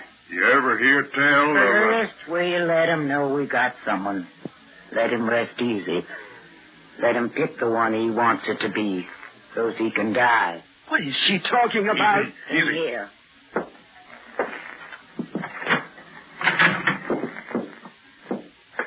Grandpa? Grandpa? Maybe we're too late. No.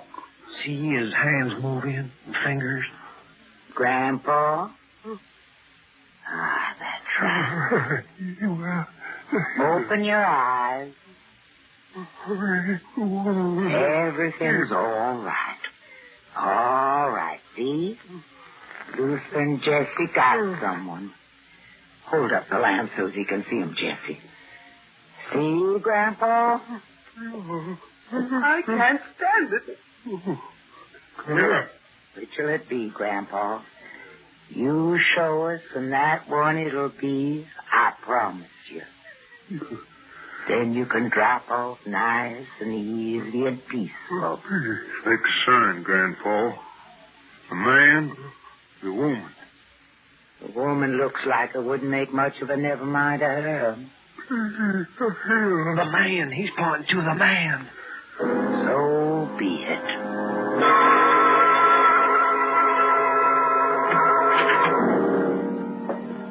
It's all over. He's dead. May the good Lord have mercy on his soul. Amen. Amen. Now, perhaps you'll tell us what you want me for. Yeah. Us folks through these hills come from Wales. Leastways, our old folks did. They brought certain ways with them, ways that seemed strange to others. You ever hear tell of sin-eating? Well, it's some kind of superstition, isn't it? In this hills, it's a belief. It's true, just as true as sin. It's one way sure a person can go certain to heaven. It's this way. A person goes sure to heaven by having all the sins he's been guilty of transferred to somebody else willing to have them. And that someone is the sin eater? You're wise not to mock. That person is a sin eater. At a death, the corpse is brought out of the house and laid on a bier. Then a piece of bread is brought out and delivered to the sin eater across the corpse, and he eats it. Then a bowl of ale, which the sin eater drinks off in a draught. After which he'd give a bit of silver money. Then and there he takes on himself all the sins of the dead and freed him of them from walking the wide world of burning in hell. And that old man in there, he was one of these sin eaters? Longer than anyone around here can remember. And this is what you dragged us here for? This is what he's supposed to do? Eat bread and drink ale and take on the sins that the old man was afraid to die with. Lucille, please. I'm sorry. She's afeard, I reckon. She's got a right to be. She come so close to having sins done days and years before she was born, waited onto her soul. It was too much for the old man when time came. That's why we had to get you. So he could die knowing he'd be free of them because of a sin eater who'd come after. But what if I refuse? Refuse? You've seen that grave out yonder. That'll hold both of you. If you don't hold Grandpa shed of his sins. Of course he'll do it. Now, tell them you will. The wages of sin is death. You offer me death. Either way.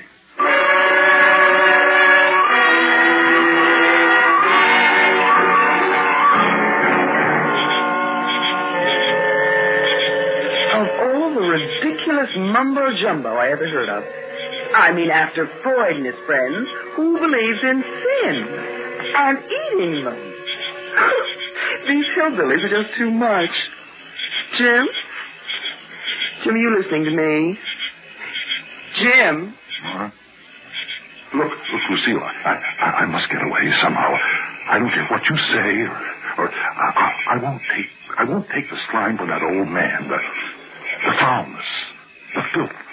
Perhaps if I was younger or stronger, if I knew less or more, Look, I'm going to try to run into the trees, and then I'll... No, he's watching. He's got the gun. And if you got away, what about me? He likes you. I saw it. Just like all the other strong young men. Oh, I'm sorry, Lucille. I didn't mean that, but please talk to him, will you? Ask him to let us go. He won't. Well, try. For God's sake, try. All right. I'll try. You poor old man. Jesse? I want to talk to you. What do you want, miss? Oh, just want to talk to you. I'll bet all the girls around here like to do that. Don't they, Jesse? Got no gals around here. Leastways, not grown ones. Like me. I've never seen one like you.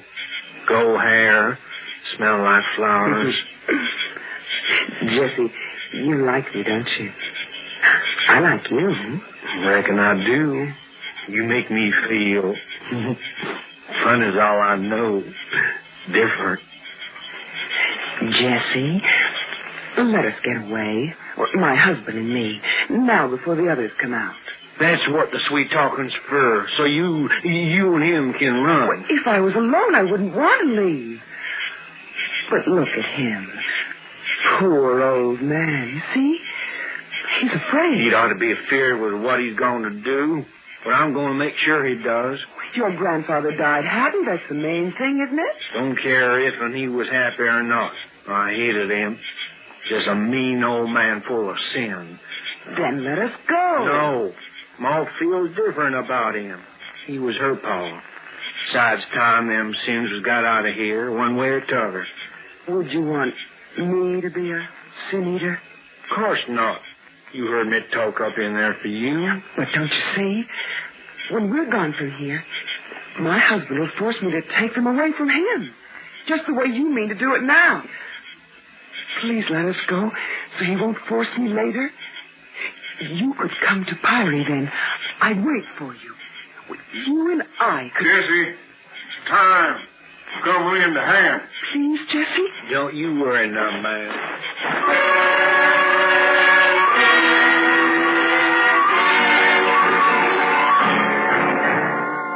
Stand over the court. No, do like she says. I won't. You can't make me. You do it. Now, you just stand up here nice like. She told me how you treat her. Don't hit me again. Don't hit me. Eat this piece of bread. Yeah. Drink this here ale. You let us go, but... Now take this here silver quarter. Take it. You earned it. Put it in your pocket. Now repeat after me. For these things given me. Say like she said. Yes. For these things given me. I take on all the sins. I take on all the sins of this soul departed. Of this soul departed. So help me God. So help me.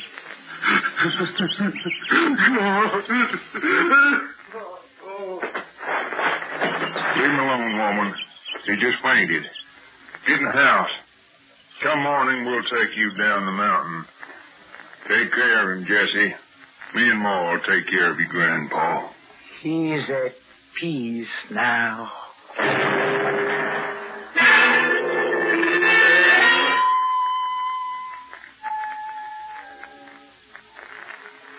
Where's my husband? Outside if you want him. Jim? Don't need to be afeard, ma'am. Ain't nobody gonna hurt you. Where's my husband? Jim! Can't hear you, ma'am. Was you to shot through the wide world? What? I said I'd protect you. Why are you digging? Grandpa's grave's already used, making him another. No. You'll like it here. Peaceful and quiet. With me. You like me. Said so in the moonlight. I asked Ma, and, well, she said we can have Grandpa's room. Here with you? Here? You said you'd wait for me in Pyrie, here or there. What's the difference? Hello? All them sins safe underground where they can't never hurt you. Hello?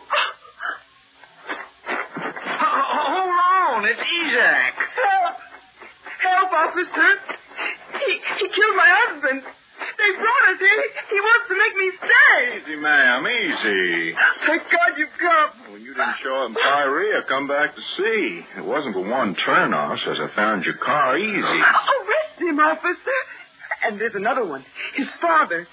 Kidnapping and murder. What in Tompkins all the hollering back? Look out.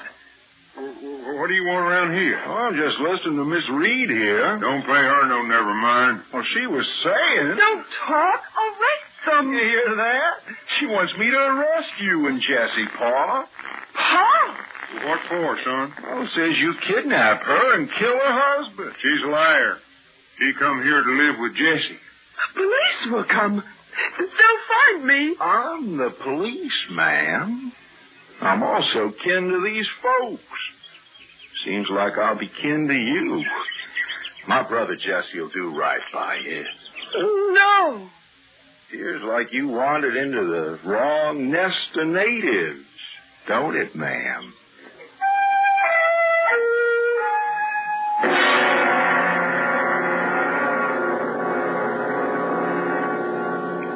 Suspense. You've been listening to The Sin Eater, written especially for Suspense by Bob Corcoran. So long. Have a nice trip. Don't forget your phone. Planning your vacation or a weekend trip? Well, long distance can be a big help. You decide where you want to go, then just pick up your phone and call ahead for reservations. Make sure of a good place to stay. And while you're away, it's so easy to keep in touch with home by telephone. Well, have a good trip, and don't forget the phone.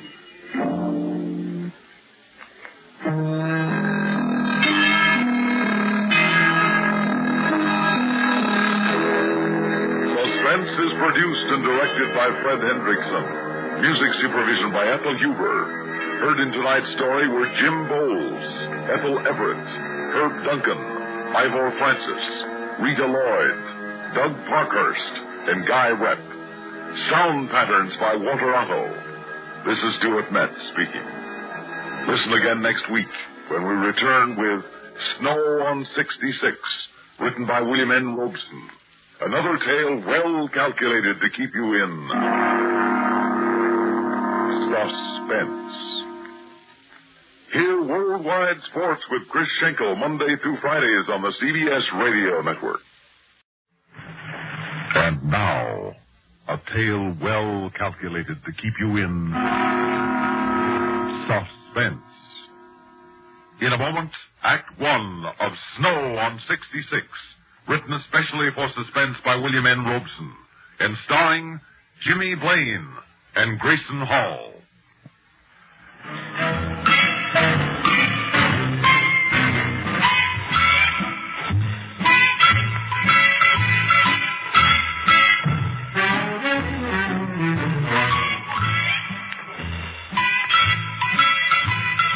Nearly ready, honey?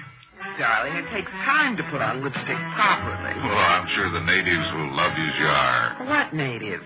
Where are we, Charlie? You mean to sit there making up that utterly provocative lower lip after we arrive at the biggest motel in the only town on 150 miles of desert highway and not know where we are? Well, I suppose I could find some postcards or envelopes in one of these drawers. No, you just stick with the decorating. I'll fill you in from this folder.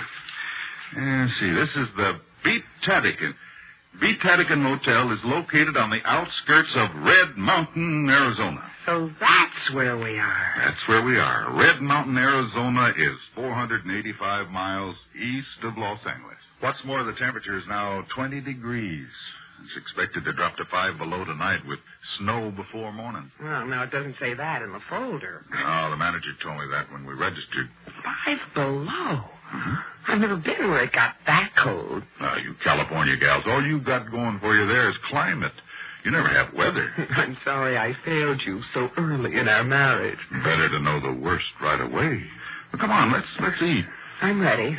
How do I look? You look fine to me. But the Indians may think white men go on warpath again. Huh? Mm-hmm. Whites will wear heap much war paint. Funny, man. Got the key? I got it. Let's go.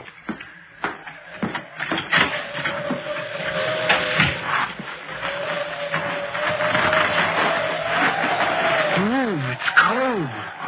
20 degrees and dropping. Hey, be careful. There's ice there. Oh! Here, hang on to me. What's that? It's a train, that's what it is. Look, over there, across the road. A train? Out here in the middle of nowhere? Sure, it's main line from L.A. to Chicago. Runs alongside the highway out here for hundreds of miles. Look at them eating dinner in that dining car. I'll bet they're nice and warm. Want to change places? Oh, they look so safe. I don't want to be safe. I want adventure. picked a great place for it. Red Mountain, a hot spot of northern Arizona. Just look at it. There's one main street and 52 motels, 87 gas stations. And 6 restaurants featuring chill mac and canned soup. Yeah, the manager shills for the Kachina Doll down toward the center of town. Watch out for that little truck, Charlie. I see him. He's far enough away, I think. Oh, that's so-and-so. What's the matter, dear? I don't know. He waited till I pulled out in front of him, and then he let me have his bright lights. Nearly blinded me in the rear vision mirror. Oh, maybe he's signaling he wants to pass. Let him. Oh, that's it. He's blowing his horn. There he goes. He's in an awful hurry. Oh, look out. He's putting on his brakes. Hey, I nearly piled into him. He's drunk, that's what. Or crazy. Well, now he's slowed down to 20. Well, I'll have to pass him. He won't let you. What is this? I speed up, he speeds up. Well, let him go then, Charlie. It's a good thing nobody was coming toward us. Well, watch out, he's slowing down again. 15.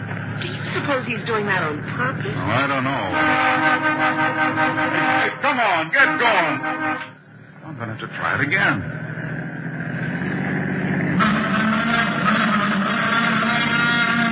He won't let me by. He is doing it on purpose. Well, there's the restaurant, the Kachina Doll. Where? Over there on the left. Well, there's one way of losing our comedian. I'll just peel off to the left and let him have a highway to himself.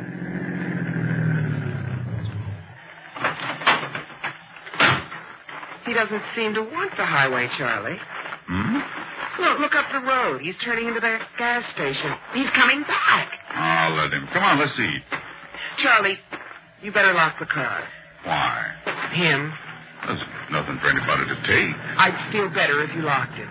Oh, all right. Look, he's cruising by, looking us over like he was a cop and we did something. Yeah, maybe he is. It occurred to me when he first swung in front of us. Well, he isn't in uniform. Yeah, the car's all locked. Let's go. Charlie, down the road, he's turning around again. What's the matter with him? Yeah, whatever it is, it's his problem. Let's eat.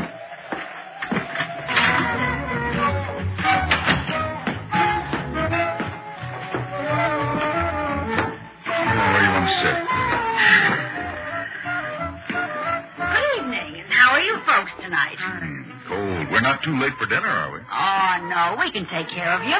Right this way, please. Well, here's a nice booth for 2. Good. Care for a little drink? Oh. Sit down. Fine. Well. No, I don't think we do. I'm pretty hungry. Let's just have some food, because we're starved. Let's see the menu. Okay, coming right up. Charlie. What? The driver of that pickup truck. He just came in. So? It's a public place. But he's coming over here. Let him. Hey, you. Don't pay any attention to him. Hey, you. Were you speaking to me? Yeah, that blue 61 Chevy outside, that belong to you? It does. Well, I want to talk to you.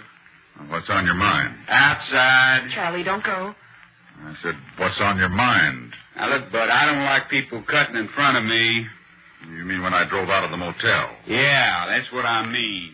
Well, I'm sorry about that. I didn't realize you were coming on so fast. Yeah, well, I could have killed you. I could have run you down and killed you. Yes, you could. It was stupid of me not to realize the danger I was in. Yeah, well, I don't like people doing things like that. I don't blame you. And believe me, it won't happen again. Yeah, better not. Because the next time, brother, I'll kill you. I'm sure you will. Yeah, I'll kill you next time. I'll remember that. Yeah, you do that. I don't like that kind of jazz. And I don't blame you. Yeah, well, I accept your apology, and only you remember the next time. I remember. Next time, you'll kill me. Yeah. And don't you forget it. Believe me, I won't. He was drunk, Charlie. At least. I could smell it all the way across the table. Yeah, that's why I agreed with him. You were wonderful. How straight do you think I was chicken? Oh, no. There's no point arguing when they're that far gone. No wonder he drove the way he did. I'm proud of you. You left him with nowhere to go but out. Say, did he give you any trouble, sir? No, not really. Oh, but he might have. He might have killed us out there on the road. Oh, Leroy don't mean no harm. You know him? Ah, sure. Everybody knows Leroy. He talks rough, but he don't mean no harm. Well, you folks decided? I'm not very hungry now. Oh, but you must eat something, hon. You order for me. Gracious, I'm afraid I've lost my appetite, too. Fried pork chops is nice tonight, with flour gravy. No, I think not. Have you any soup? Oh, yes, ma'am. Vegetable, tomato, green pea. In cans? Well, as a matter of fact, yes. Good. I prefer it that way. You do? Yes, then the cook can't get at it. Huh? We'll have vegetable soup. Well, okay. 2 vegetable soup. And what else? That's all. Yes, ma'am. And listen, don't let Leroy upset you. He's just a big kid, that's all. Oh, who put that on? Another folk song. Charlie. Are you sure you locked the car? Yeah, I'm sure. Maybe you better go look. Why? I don't know. Maybe he's done something. Oh, broken a window, slid a tire. I don't know. Well, I was thinking the same thing. Okay, I'll go look. But be careful.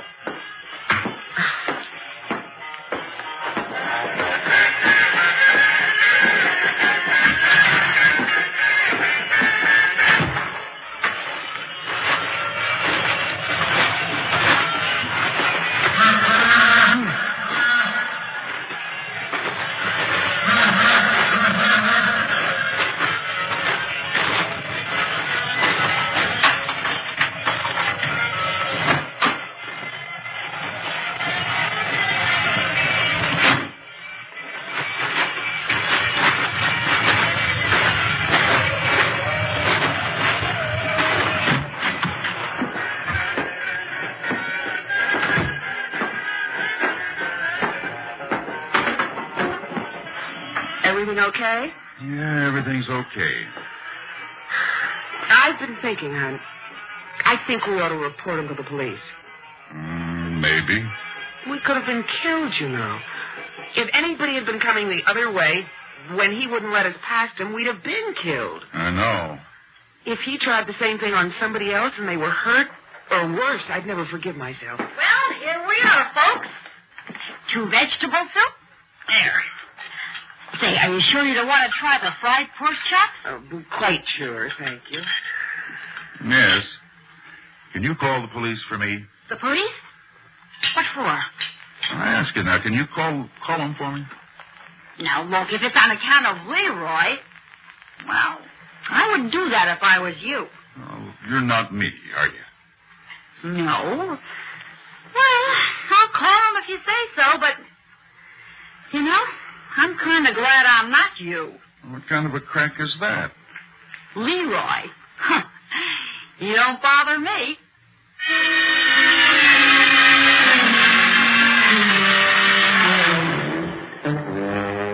Yes, officer, I wrote down the license number, 880. 008. Yeah, that's right, officer. It was an International Harvester pickup, painted red and shiny. That's Leroy, all right.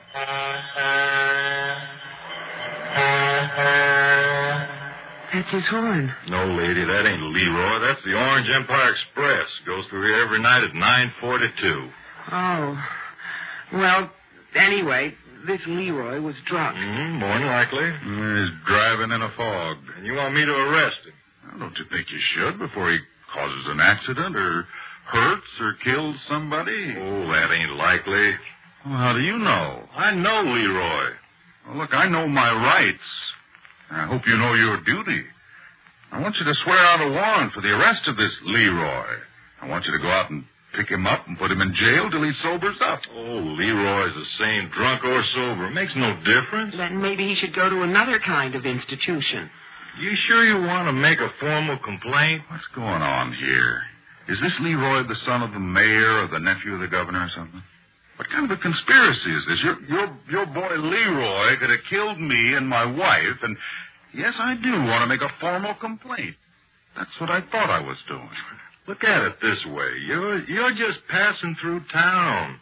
Chances are you won't be back this way for months, years, maybe never.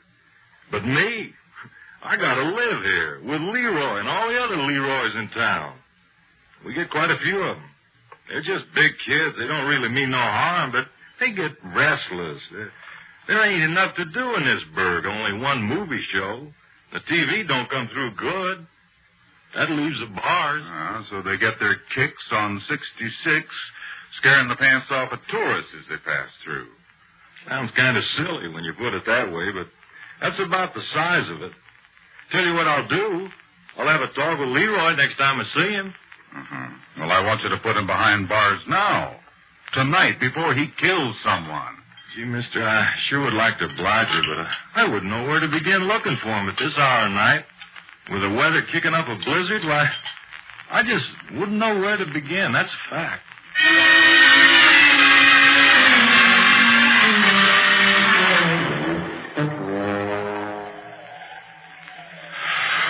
I don't mean to invade your privacy, hon, but haven't you already filed the nails on that hand? Huh? Oh, yes. Charlie, I'm so nervous I don't know what I'm doing. And I keep hearing noises outside. Your imagination's playing tricks. I suppose so. But just a minute ago, I thought I heard them again. Oh, Charlie, I know it's silly, but would you please check the car again for me? Oh, come on, Flo. Please. And then I promise I'll get ready for bed. All right.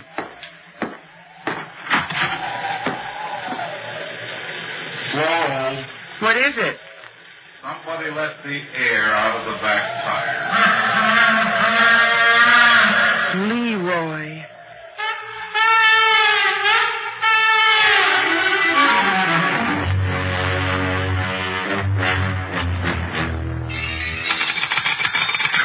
Come on, answer the phone. Hurry, Charlie, hurry. Well, they don't answer. Yeah, no wonder. What? That's this card here. It says, the motel switchboard is closed after 10 p.m. Oh, but we've got to get air in those tires. Well, we couldn't wait till morning. No, Charlie. I will not stay in this place a minute longer with that crazy man out there beeping his horn at us and I don't know what all. Next thing, he'll murder us in our beds. Well, I can't get anybody to answer the phone. So we'll just have to wake up the manager. I'm going to like it. I couldn't care less.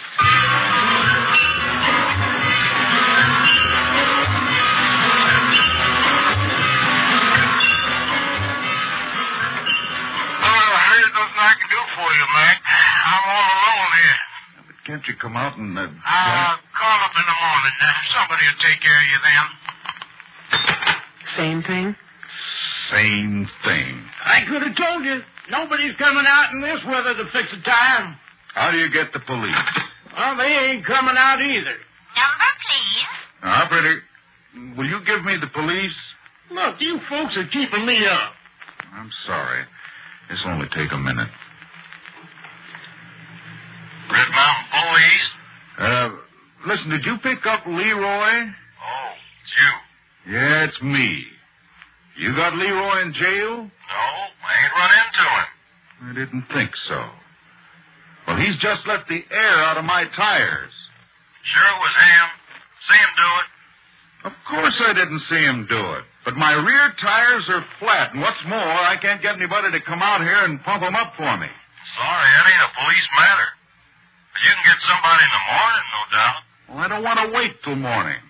I don't want to spend another minute in your crummy town. I want to get out of here right now. Then you're going to have to pump up your tires your own self. It's a good idea.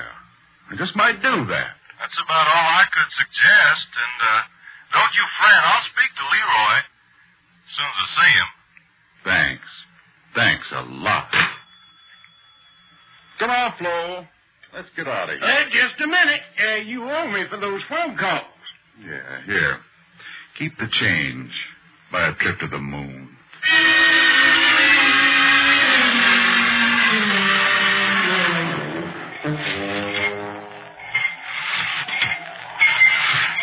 going, honey? Well, the last one's nearly up. Is the car packed? Oh, everything's ready to go. Oh, listen, that's him. That's his horn. Hurry, Charlie. No. Don't let's panic, Flo. What can he do? No, I don't know. Oh, what's he done, really? Charlie, just don't try to reason with me. Get that tire pumped up and take me away from here. Oh, please. Please, Charlie, please. Please.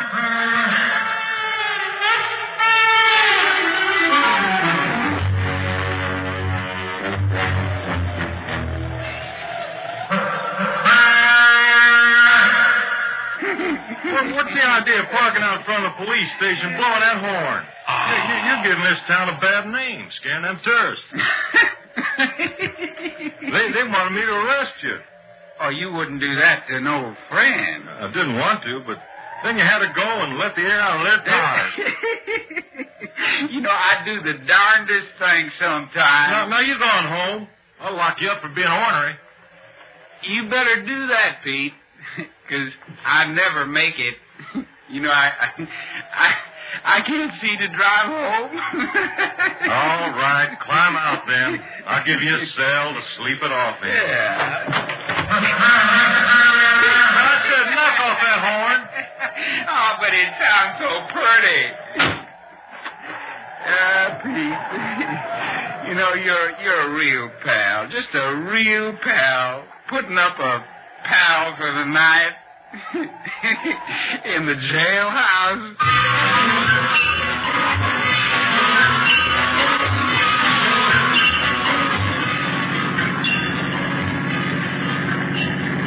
See that sign, hon? City limits Red Mountain. Come back soon. Sure we will. Charlie, I never was so glad to get out of any place in my whole life. I didn't exactly enjoy it too much myself. Turn on the radio, huh? It's funny how a little thing like that can work on you. And grow till you're on the edge of panic, you know? Oh, those snowflakes are so big. They come straight at you. And you want to duck because they seem to be coming through the windshield. The best driving conditions, I can tell you that. Can't do much better than 20. Oh, I don't care if you have to crawl. We're getting further away from that dreadful town every minute. That's all I need. What? Some idiot behind me with his high beam on. Only one headlight. It's murder. Charlie, you don't suppose... Charlie, it's Leroy. He's overtaken us fast. You can't let him pass. You can't let him box us out here in this blizzard. I can't drive much faster. You've got to, Charlie. Charlie, you've got to. But I can't see. The snow is just a white wall. Faster, Charlie. Charlie, he's gaining on us. Yeah, but that one headlight in the mirror, it's blinding me. He's gaining on us, Charlie. Faster. Faster. Flo, I can't see. I can't see a thing.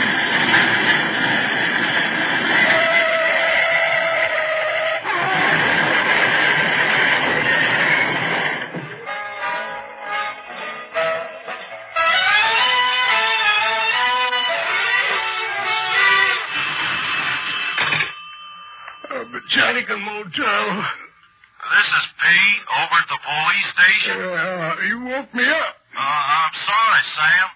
That tourist that was beefing about Leroy, is he still there? No, I wouldn't know. I was trying to get some sleep. Yeah, well, if you see him, tell him I picked up Leroy. Tell him Leroy's sleeping it off in the jail.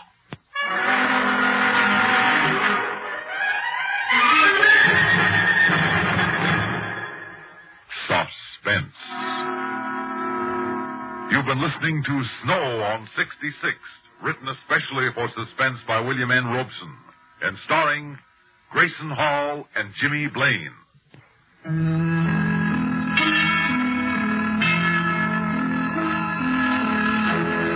Suspense is produced and directed by Fred Hendrickson. Music supervision by Ethel Huber. Heard in tonight's story were Gwen Davis, James Dimitri, Bill Mason, and Sam Raskin. Sound Patterns by Walter Otto. This is Stuart Metz speaking. And now, a tale well calculated to keep you in suspense. In a moment, Act One of The Next Murder, starring Joseph Julian and Lawson Zerbe, and written especially for Suspense by Joseph Cochran. This first portion of Suspense is brought to you by the makers of Alpine cigarettes. What's it like to smoke an Alpine? Well, it's like a sky full of clouds racing along with the wind. That's what it's like to smoke an Alpine. Alpine has a freshness about it like morning dew, a light, lively, downright exuberant kind of taste. There's something more than smoking with an Alpine cigarette. If this sounds good to you, try Alpine filter cigarettes.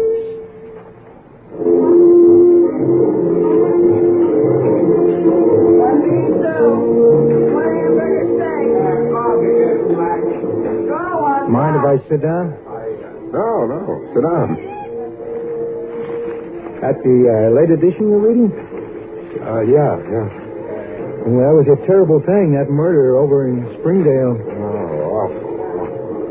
I just don't understand how anybody could do a thing like that. No, nobody does. Not even the one who did it. Well, there's got to be a reason. Or none. One pork chop with mash. The poor dead girl wasn't pretty. She had no men friends. She was too poor for robbery. Would you like some dessert? Yeah, coconut custard pie, beautiful, and a fresh cup of coffee. And you, sir? No, I'm finished. Thanks. Say, are you a detective? Hardly. How come you're so interested in the murder? Oh, murder's a hobby of mine. Look, we're out of coconut custard. I brought coconut cream. Coconut cream, okay? Yeah, that's fine. Hey, look, I wasn't trying to be fresh just now when I called you beautiful. I don't know your name, so I just called you beautiful. That's all right. It's a lot better than hey, you. Hey, you! Waitress! Oh. Yes, sir. Hey, you're not interested in her, are you? I like to kid them along. But she's not pretty. When they're pretty, everybody gives them the rush.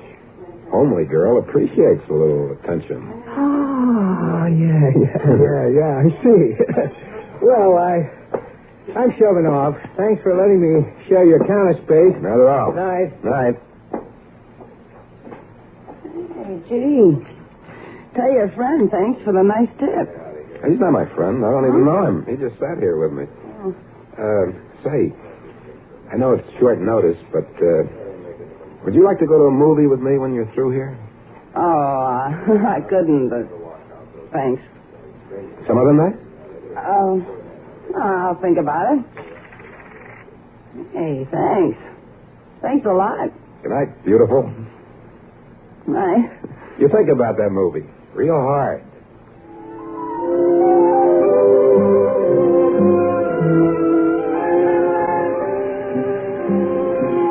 Outside, the rain that had been coming down hard when I entered the diner was now a light drizzle. He was standing there under the awning. I felt I had to say something. Hi. Rain's about stopped, huh? Yeah. You, particularly interested in the weather? Huh? Oh, no, not particularly. Just something that I... Something to say, you mean, huh? Yeah. To cover up what's really on your mind? What's on your mind? Well, I was wondering, haven't we met before? No, I don't think so. And yet, I get the feeling... A feeling maybe there's some sort of a bond between us? Yeah, something like that. In there, when I looked up and I saw you staring at me... I'm sorry, I'm not usually rude, but now you understand why? No, I don't. I don't know what to make of it. It's funny. Maybe we met before somewhere. Maybe we brushed against each other in some crowd. Have you been in a crowd recently? Let's see. I was in one the other day over at Springdale. Yeah, Springdale. That's where that unfortunate girl was strangled. Yeah. You didn't happen to be in Springdale recently? Yeah, it's strange. When you saw me looking at you, I was thinking of Springdale. Well, that's what I was thinking. At that exact moment. How do you account for that? I look up, I see a man looking at me, and we're both thinking of the same thing. I wasn't thinking only of the Springdale murder. I don't follow you. What? I was thinking of the next murder, too.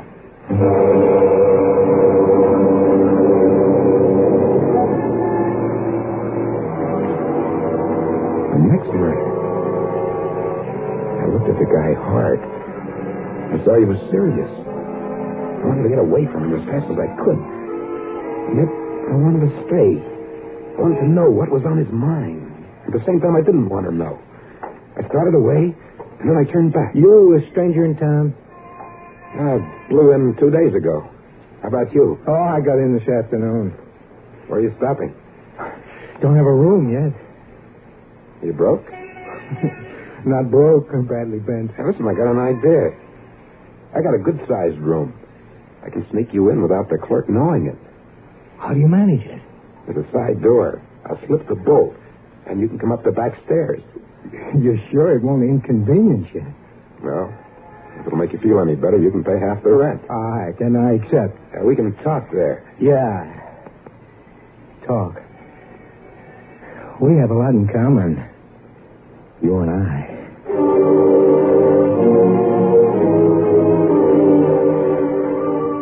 I gave him the room number, and I went in first. I unlocked the door, and then went up to my room and waited. He was up in less than 5 minutes. You bolted the side door? Yeah. Good. Now remember to talk low. I don't want the clerk to know you're here. Well, we don't even know each other's names. Cotter. John Cotter. Fred Spahn. Cotter and Spahn. Or Smith and Jones. Pretty sharp, I see that. Oh, you're not so slow yourself. You know, I still can't get over how we met. It's 1 in 1,000 coincidence. No, Spahn. No coincidence. We were bound to meet. We have similar interests. Like murder. You seem to know a lot about murder. I've read everything I could get my hands on. What interests you about murder? The motive. Why? Why does one person kill another? Why? Money, rage, jealousy. The obvious doesn't interest me. I'm talking about the hidden motive. Half the people who commit murder can't give the motive. You're more interested in the murderer than the victim? Definitely. Look, let's get off this. Well, spiritually, you're dead, and the foul, withering rot of murder has entered your mind, devouring your will to live. Well, look, you take that girl over at Springdale. Let's take the girl in Seattle. Or the one in Boston, similar to the... Seattle? There was one in Seattle? Yeah, it was in the papers. 2 weeks after the Boston murder, there was one in Buffalo. Then a month later, in Pittsburgh. Then the last in Springdale. Meaning what? One murder suggests another, especially when there's so much alike. And you think there's going to be another murder? The killer's still at large, Well, maybe there was more than one killer. My point, exactly. Oh, you're crazy. The girl at Springdale was strangled with a man's necktie. Will you guys knock off 2 in the right and let me go to sleep?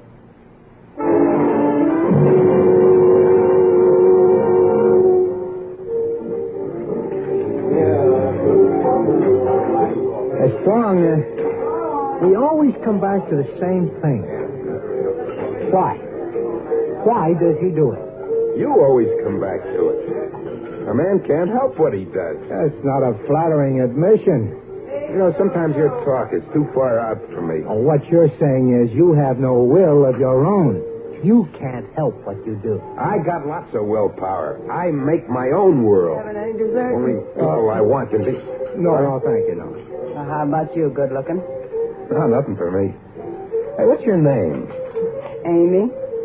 Why? I'm going to take you to the movies tonight. I ought to know your name. What time are you through here? Well, I'm through at 9, but, We can make the second show, if you're interested. Well, yeah, I'd like to. I could go for a movie after slinging hash in this beanery. I'll meet you at the fountain in the square. Yeah, well, I ain't said I'm going to go. You ain't said you wouldn't.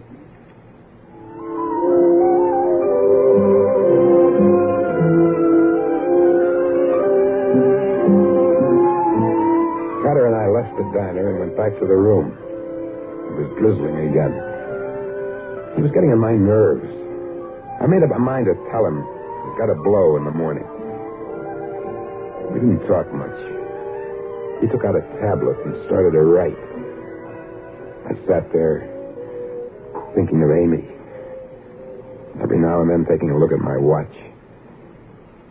He must have been a mind reader. All of a sudden he put down his pen and he said to me, Long, you going to keep your appointment with that waitress? What? With Amy? Why, sure. Why not? What's the matter? Always starts out the same way. You feel sorry for these homely girls. No friends, not too bright, beaten. You feel more sorry for them than for yourself. And it ends up the same way. Oh, you know so much. You ought to write a book. I have. All but the last chapter. That's what you're working on? Yeah. Have been for 10 years. About murder? Every last word. I'd like to read it. Perhaps you can, when it's finished. Well, if it takes you 10 years to write one chapter, I don't... Well, the last chapter will be finished soon, I think. Right now, I can forecast that out of the 100 cases I have on file, 90 will get at it in the next 5 years, provided, of course, they are not caught before. How are you going to arrest a man you think will commit a crime 5 years from now? My friend, you put your finger on it. On what? Look, a man can't be arrested until he commits a crime. Now, my tables predict a crime, but they are powerless to stop a single homicide. Tell me, Carter, did your charts tell you that there would be a murder in Springdale? Well, to be truthful, no, they didn't. Why not? Because that one, I committed myself. I just sat there and looked at it. He looked sane enough. By that, I mean, if you put his picture alongside half a dozen others somewhere, there was nothing to pick him out for. But I definitely was going to blow the joint. The rent was coming due. I'd move out when he was asleep and let him hold the bag. But first I had to meet Amy. I went to the square. She wasn't in sight. I waited. Hey! Oh, I bet you thought I stood you up. I got a customer just before closing. Boy, I thought he'd never finish. Well, look, Amy, look, we just met. I'm moving on tomorrow. Instead of the movie, maybe we could walk along that lake in the park and get acquainted, huh? I don't know if I should. I mean, I just met you. Movies, make-believe. You and me, we're real people. I like someone to talk to. I bet you do, too. Yeah, I sure do. You know, I'm really just dying to talk to someone. You just don't know what it's like sitting in that one little room all by myself. Yeah. Sure, let's walk. I guess you're just like me, huh? Anyway, I think I know you, Amy. I think I understand you. You're leaving town tomorrow, huh? Yeah. That's always the way. Yeah, and maybe you're going someplace yourself, Amy. Only you don't know it yet.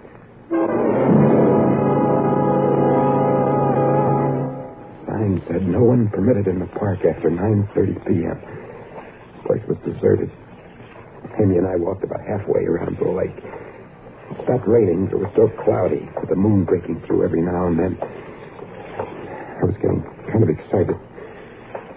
My collar began tightening. Hey, what is it? The collar is choking me.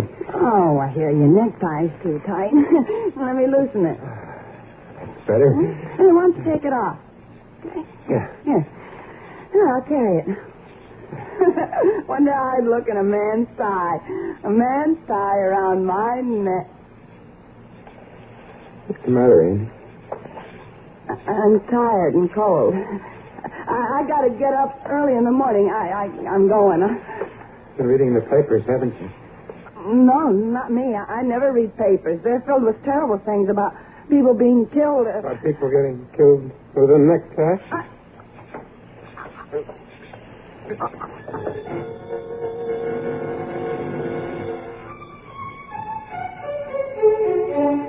I must have blacked out.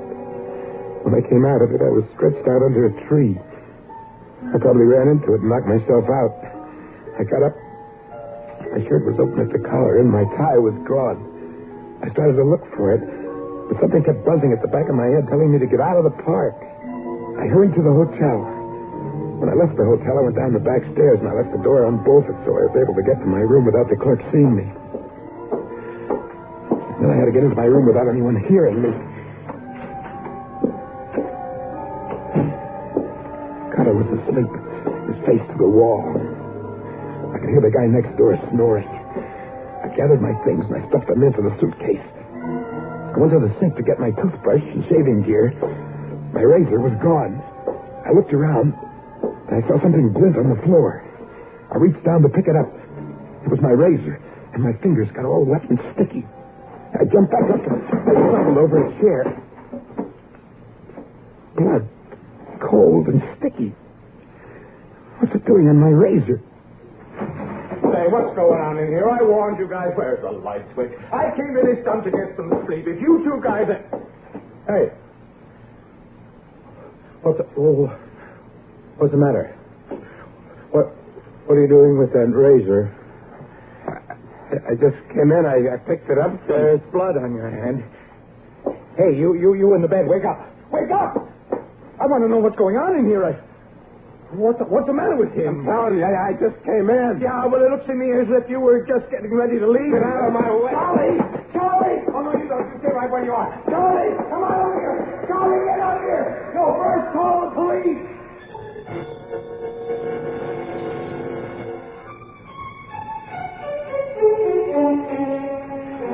So you never saw this guy Carter before. You meet him in the square, you get to talking to him, then you sneak him into your room. Why? He was broke. He didn't have a place to sleep. You felt sorry for him?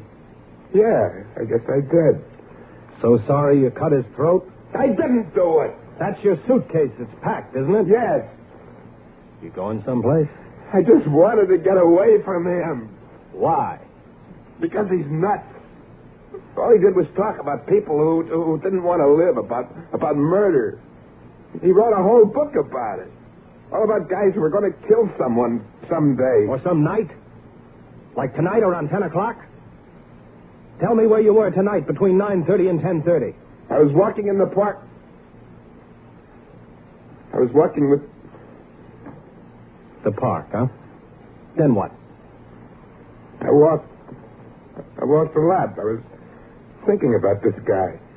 I decided to slip out of the hotel without him knowing it and then leave town, and so I came back to the hotel to pack. Mm-hmm. Anyone see you come in? I'm not sure. What do you mean you're not sure? You had to come through the lobby? Wasn't the clerk there? That's what I mean. Sure he was there. He was at the desk, but maybe he was busy and he didn't see me. Go on. I came in. God, it was dead. I didn't kill him. I no sooner got in when this fellow from the next door comes running in. I must have woken him up when I came into the room. I didn't hear you go out, and I didn't hear you come in. That crash woke me up out of a sound sleep, the first I've had since you guys come here. I came in and saw you holding the razor, and there was blood on your fingers. You gotta believe me. The razor was on the floor. I picked it up, and I got the blood from it. I had no reason to kill her. All right. Let's go back to this walk in the park. Can you prove you were there? Well, I don't know. Some people saw me. What? You were with someone? No, I was alone. That's not what you started to say a minute ago before you changed your mind. Who were you with? Nobody. Oh, look, Spong. You're in a jam. Right now, you're the most likely suspect for the murder of Carter if you can prove you were in the park at the time you're in the clear. Were you with a girl? Come on, speak up. We're broad-minded. It's no crime to take a girl into the park, but it is to cut a throat. I didn't kill him. I could believe that if you weren't stalling about who was with you in the park. Still not talking. Okay. We'll just book you for the murder of Carter, then maybe whoever you were with will come forward. Look, suppose I was with someone who didn't want to come forward. Uh-huh. Were you with a married woman who would get in a jam with her husband? I didn't say that. Well, all I can say is you should be more careful who you take for a walk in the park. Come on. I'm booking you for the murder of Carter. You're making a mistake. I'll apologize later. The press will want to see you, so if you'd like to put on a necktie, that's all right with me.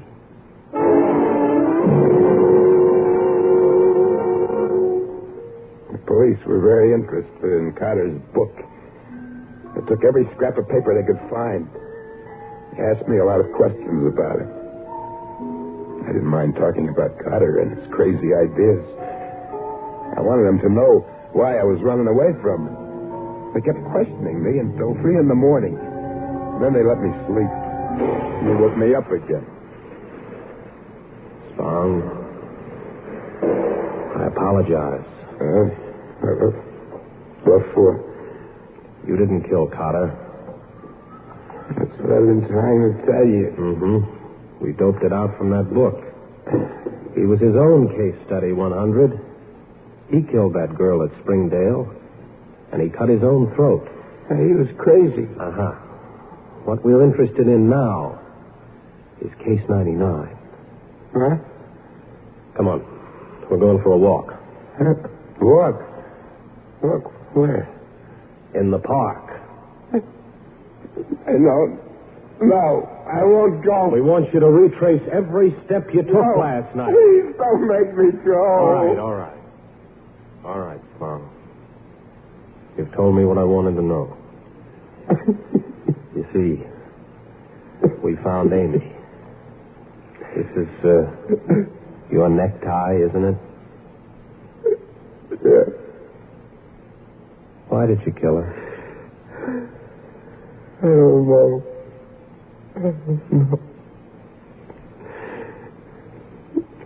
I liked her. I was sorry for her. I didn't plan to kill her. Something I just did. Mm-hmm. Just like Carter wrote it. Case 99 will not be able to give any explanation for his action.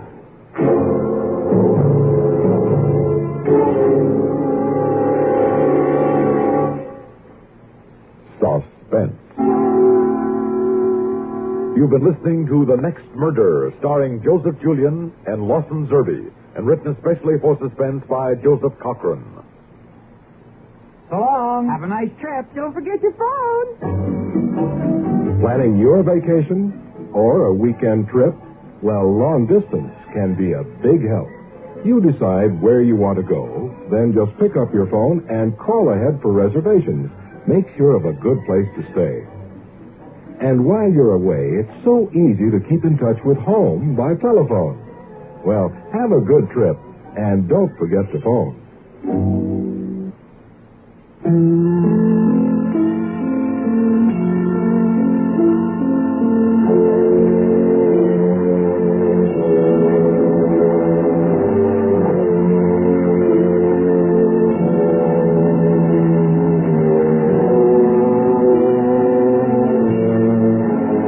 Suspense is produced and directed by Fred Hendrickson. Music supervision by Ethel Huber. Heard in tonight's story were Elizabeth Lawrence, William Redfield, and Reynold Osborne. Sound patterns by Walter Otto. This is Stuart Metz speaking. Listen again next week when we return with Run Faster, written by Lois Landauer. Another tale well calculated to keep you in suspense.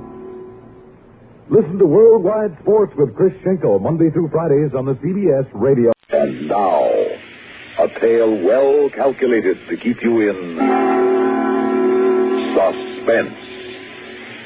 In a moment, Act One of Weekend at Gleebees, written especially for Suspense by Elspeth Eric.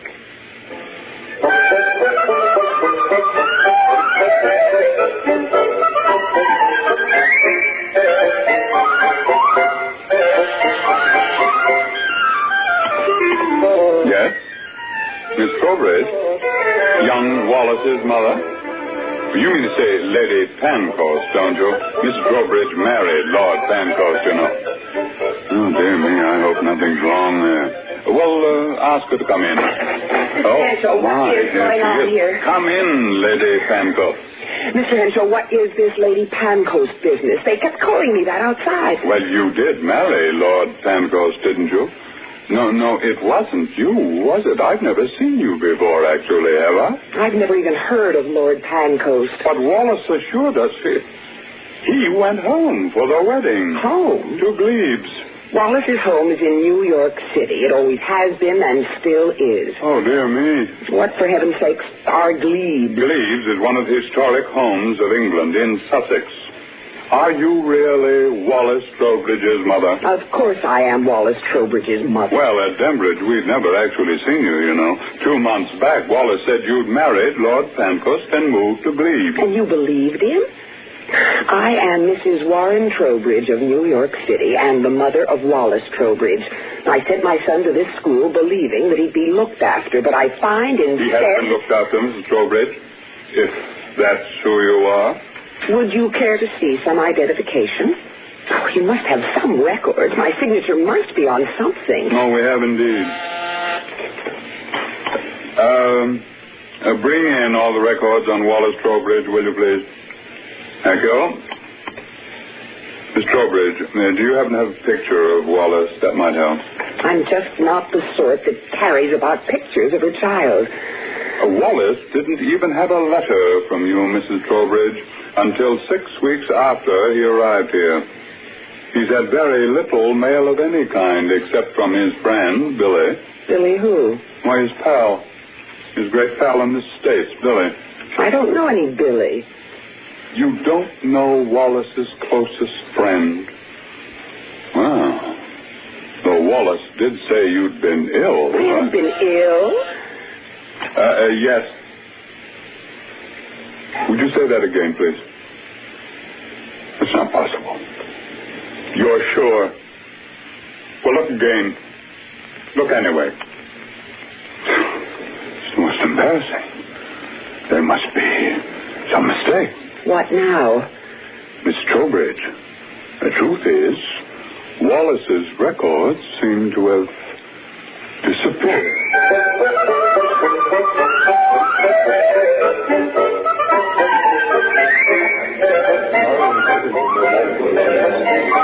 I'm looking for Lord and Lady Pancoast. This is Gleebe's, isn't it? Yes, madam. However, the next tour is not until tomorrow. I'm not interested in the tour. Who's that? Oh, that's the young master, madam. The young master? Yes, he takes the tours during the weekend. He does it quite well for a boy of 12. You know him, madam? Rather well, yes.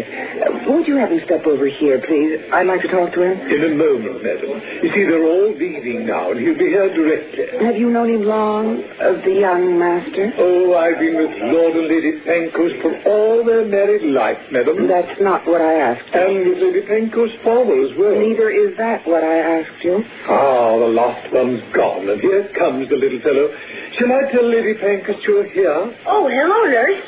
Oh, you were young Wallace's nurse back in New York. I'll tell Lady Pancoast straight away. And, Master Wallace, you've a letter from your friend Billy. Oh, good. I'll fetch it for you. Wallace, what is this ridiculous game you're playing? What game, nurse? You mean the tours? I relieve Burton on weekends. Burton's our butler. He's a very good chap. Been with the family for years. Wallace, you know I'm your mother, don't you? How long are you planning to stay at Gleebe's, nurse? Just long enough to pack your things and get you out of here. How is Mr. Hines? I thought you were going to marry him. How is he? I've no idea. Now, look, Wallace. Oh, here comes Mummy. You'll like Mummy. Wallace, I want you to drop this pretense. Do you hear me? This instant. How do you do? Are you Lady Pancoast? Yes, I am. Burton tells me you're Wallace's nurse from the school. No, I'm not, Wallace. Oh, Wallace, here's your letter. Thank you, Mummy. May I read it now? Of course, darling. I want to have a nice talk with your good nanny here. Lady Pancoast, I am not Wallace's nanny. I am not anybody's nanny. Just an English expression. I am his mother. You know it. Wallace knows it. I suspect even the butler knows it. Oh, this masquerade has got to stop. Oh, my dear Mrs. Trowbridge, let's not quarrel. We're so grateful to you, you know, for taking care of Wallace all those years. I often regretted sending him to the States. But the war you know. Wallace was born 5 years after the war ended. Well, shortages lasted much longer than that. Well, we did think of sending him to Ireland. No rationing there, you know. Sometimes I wish I had, but my husband, he said no. The States would be better. Was it I who said that? Well, no matter, wonderful. Lady Pancoast, this ridiculous fabrication has got to stop. Whatever to me, my dear. Finished your letter, darling? Almost. You know very well what I mean. He loves to get a letter from his friend Billy in New York. Billy who in New York? Well, I never thought to ask. Don't you know? He has no friend Billy in New York. Oh, but he does.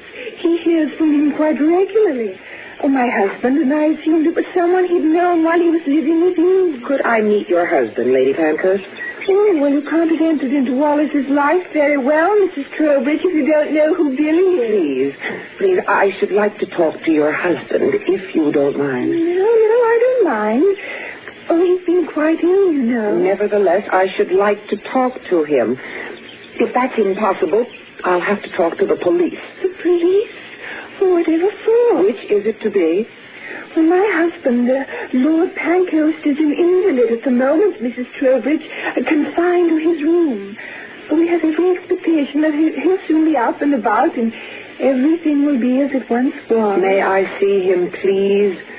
Wallace, run upstairs and ask your father if he feels up to talking to Mrs. Trowbridge. Yes, Mummy. Are you married, Mrs. Trowbridge? My husband died a year ago. Well, Sir Wallace told us, but he said you might be marrying again soon. He did? Well, I hope it works out. That is, if you want it to work out. I think I rather like you after all. I don't think it will work out. At least it hasn't. Oh, I'm so sorry. Howard Burton, Mrs. Trowbridge. Lord Pancras will see you now, madam. I'll show you the way. Thank you.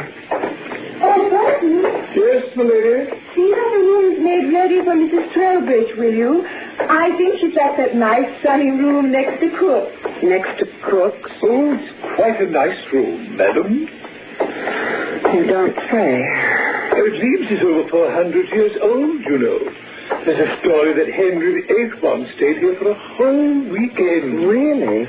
Perhaps you could have his room, except that we don't know which one it was. As a matter of fact, we don't know for sure that he stayed here at all. But I like to think he did. The tourists like it, too. Oh, it's a story you made up for the tourist, is it? Oh, sort of. You know, it's rather fun to think of old Henry stomping around with Anne Boleyn. He could have thrown her into the dungeon here. We have one, you know, a dreadful one. Damp and dark and all that. Is that so? Oh, yes, I'll show it to you. Tomorrow or sometime. How long do you think you'll stay here? Not long, nor will you, young man. Well, the weekend, anyway.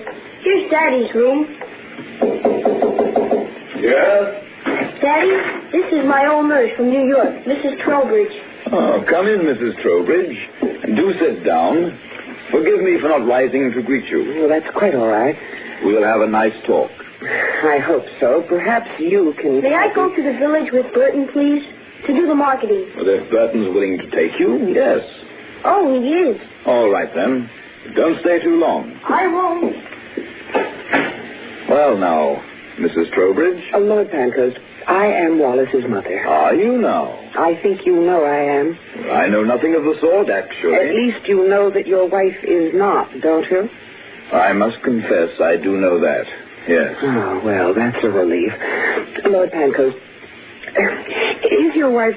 Oh, how shall I say it? Is she... Well, Mrs. Trowbridge, I think in certain ways, in some areas, one might say that my wife is not quite as she was. Yes? Yes, I think one might say that. But in a really delightful way, don't you really think so? Or don't you? But, Lord Pancoast, if you know your wife to be insane... Insane? Oh, I don't know I'd go that far. She has fantasies, yes. She even imagines that I shall be well one day. Fancy that. I shan't, of course. But her dreams hurt no one. They enhance life, rather, to my way of thinking.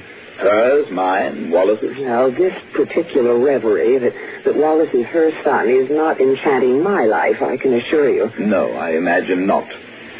However, until you discovered this little charade, you'd not been hurt in any way. Now, had you? I don't see what that has to do with it. Oh, everything, it seems to me. You shipped Wallace off to a good English school and considered you'd done your duty. Now, well, a bright boy is not a piece of furniture, Mrs. Trowbridge. He can't be stored and then ignored. He just won't sit still for that kind of treatment. Wallace didn't. Are you trying to place the blame for this fantastic situation on Wallace? Well, he did pick my wife for his mother before she accepted him, you know. Well, I don't know anything about any of this. Or we should explain, where on earth did they meet? Kensington Gardens. A magical spot. My wife goes up to London once a week, sees a friend or two, and then often takes a stroll in Kensington Gardens. Wallace was there this fateful day with school chums to see the statue of Peter Pan. He hadn't the remotest idea who Peter Pan is. Your wife enlightened him, I suppose? Yes, she did. And for a while he had a grand time imagining himself to be Peter. Every child alive has done that, I imagine. I think it's the flying part that's irresistible. And your wife was Wendy, was she? Yes. They did enjoy themselves. He asked Wendy, Lady Pankhurst, to come and see him at the school in case he shouldn't be allowed to fly to her. And she said she would. And she did. She couldn't stay away, Mrs. Trowbridge. Our 2 sons were killed in the war. I'm sorry. No. Oh, when my wife arrived at the school, she was quite prepared to be Wendy to his Peter. But Wallace had recast the play. She was greeted as Mummy. Not Wendy anymore, but Mummy.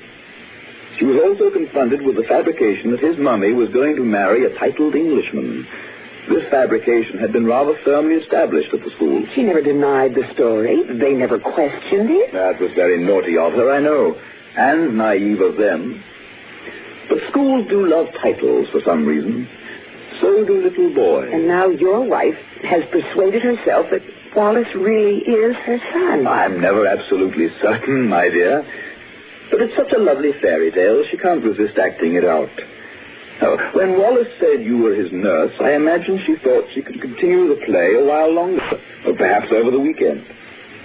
Do be a little patient with her if you can, Mrs. Trowbridge. We all fall into these little traps from time to time. We all twist the truth a bit, don't we? Or try to reshape the reality of things just to make the reality a bit more bearable. Only the very, very strong can accept things precisely as they are. Oh, I wouldn't know. I'm not strong. But I know I can't accept this unreality. So if you'll give me a little time, I think I can persuade my wife gently that she has made a miscalculation. Lord Pankhurst, give me one good reason why I should wait around while you disabuse your wife of the idea that my son is her son. Give me one solid reason why I shouldn't pick up the phone this very instant and call the police. I don't know that I have any solid reason, Mrs. Trowbridge. It's just that I wish you wouldn't. I can charge you with abduction, you know. Yes, I suppose you could. Well, shall I phone the police? Wait a moment, Mrs. Trowbridge. I do have a solid reason why you shouldn't do that. You see, we have no telephone here at Gleebees. You have no telephone? Well, nobody ever calls us, you see, and we have no need to call anybody. If we really need to, we use the phone in the village. Then I'll go to the village and use the phone.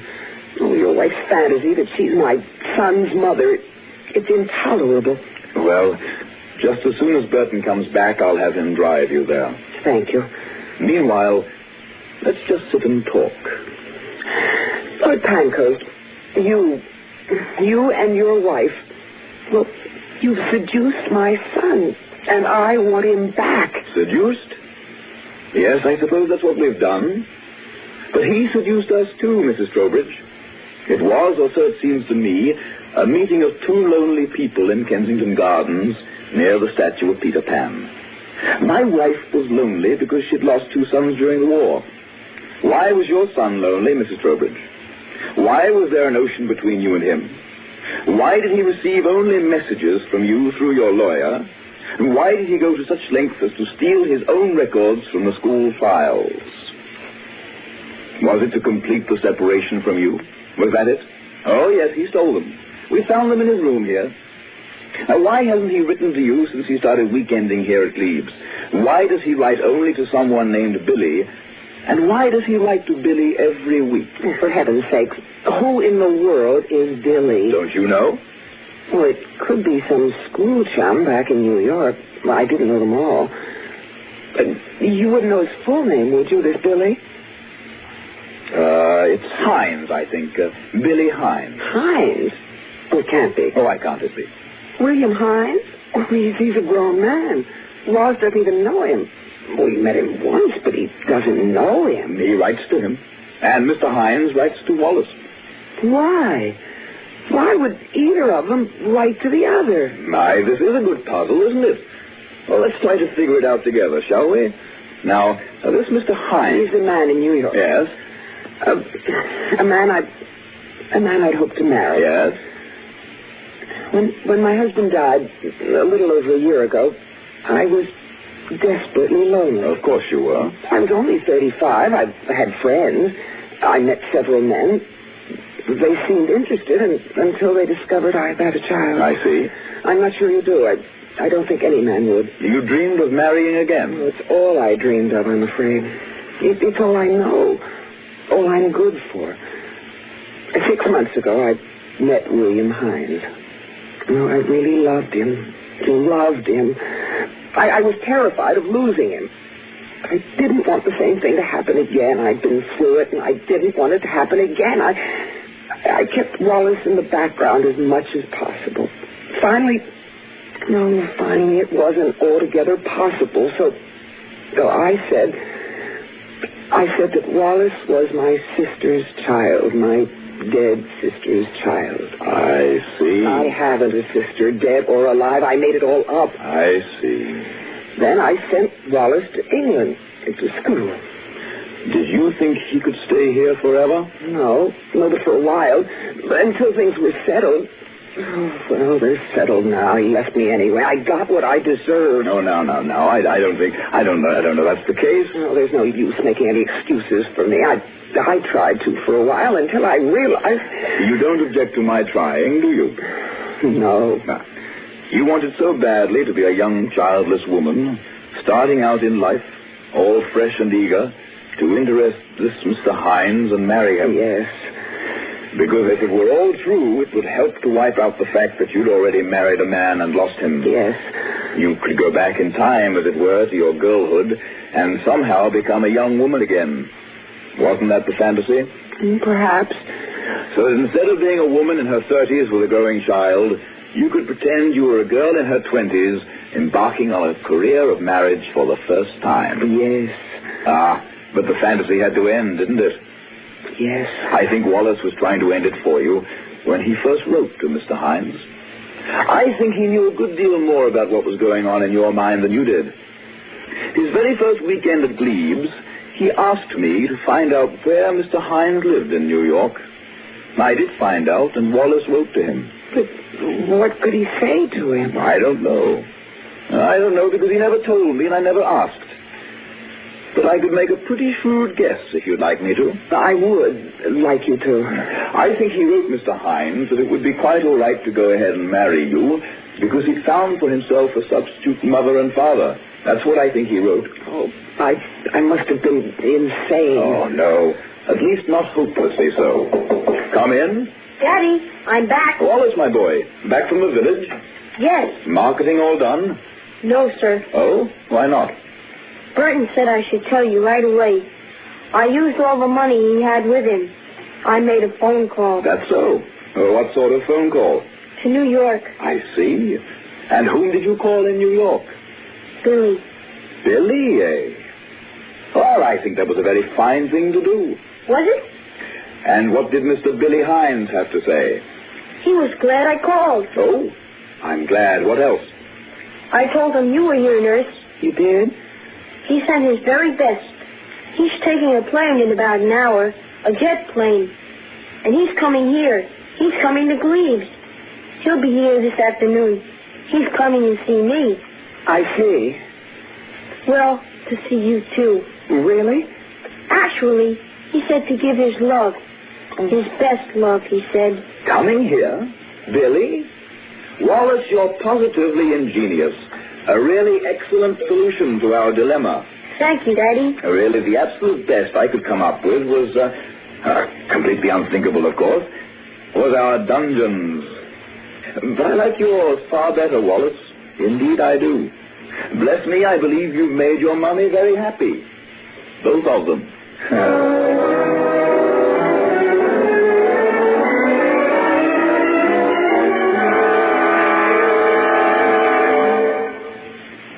Suspense. You've been listening to Weekend at Gleebees, written especially for Suspense by Elspeth Eric. So long. Have a nice trip. Don't forget your phone. Planning your vacation or a weekend trip? Well, long distance can be a big help. You decide where you want to go, then just pick up your phone and call ahead for reservations. Make sure of a good place to stay. And while you're away, it's so easy to keep in touch with home by telephone. Well, have a good trip, and don't forget to phone. Suspense. In a moment, Act One of Run Faster, written especially for Suspense by Lois Landauer.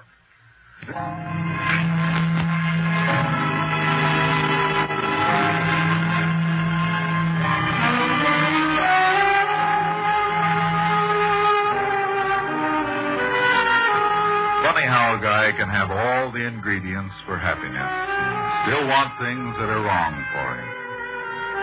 The whole time I was in the hospital after flying in Korea, I kept telling myself how wonderful it'd be when Chris and I got married. A little white house, simple, happy life. I got my discharge, and we had the house and the simple life. Too simple. The range station where I got a job was on a small emergency landing field. So I was supposed to double on tower work for emergency landings. Only there weren't any. Bill, my relief man, and my brother Dink lived with us. Dink didn't know beans about flying, but he got the same charge I did, just being around it. He was over at the field the night the big fog moved in. Chris was fixing the supper I took on the midnight shift. And you think 2 sandwiches will be enough? Sure. I'd better put in a piece of cake. You didn't eat much dinner. No, sandwiches will be enough. Well, I'll just put it in. You can't tell. You might get hungry. The sandwiches are enough. What's the matter, darling? Nothing's the matter. Is it the fog? Well, what's the fog got to do with me? I don't know. You just act so funny every time the weather's like this. Wait a minute. What's the matter? Hold it. Just a plane, dear. I thought he was in trouble for a minute. Oh, Bill's on duty. He'd take care. Yeah, Bill always gets him. But do I? I sit in that shack night after night, and what happens? Nothing. Is that so important? Important? You think I'm made of sawdust? Married life getting you down, Dave? Oh, for crying out. I guess it must be pretty dull after Korea. I didn't say that. You're thinking it. All right. So I like a little excitement once in a while. Is that so terrible? No. I guess we're just different, that's all. Well, it's not that. What then? You wouldn't understand. You weren't there. Darling. Well? Maybe if you got away from planes. Chris, I don't want to get away from planes. That job is still open in Clinton. No. We could afford to build our own house in town if you took it. What's wrong with this house? Nothing, but we're so far away from everything. What do you mean, far? Clinton's only 2 hours away, and there's Bill and Dink. Dink should have young people. You've still got a few years left, Grandma. Anyway, he likes it here. Look at all the time he spends over at the field. Oh, honey, that brother of yours would like anything you did. You know that. If you get this flying bug out of your system, Dink would probably get over it, too. I don't want to talk about But it. it's true, Dave. Oh, I hate to keep harping on it. Well, then don't. Are you about finished with those sandwiches? You still have half an hour. Bill overslept this morning. Yeah, but he asked me to relieve him early. He has a big date in Clinton tonight. Oh, Dave, that's not fair. Well, what's the difference? Well, of course it doesn't matter to Bill the hours he keeps. He has no wife waiting around at home. I think he's being very inconsiderate. This is the third time this month. Look, I want to get over to the airport. Do you mind? The thermos is on the sink. You can fill it. I just washed it. Oh, Dave! All right. I broke it. Is that so tragic? Oh, here it is. Yeah, I know. If we lived in town, we could get one at the corner drugstore. In town, you wouldn't have a job where you take midnight suppers. Well, we're not in town. We're living where planes come in and go out. You understand? If I have to bust a thermos bottle to get some excitement, I'll bust one every 5 minutes. How do you like that?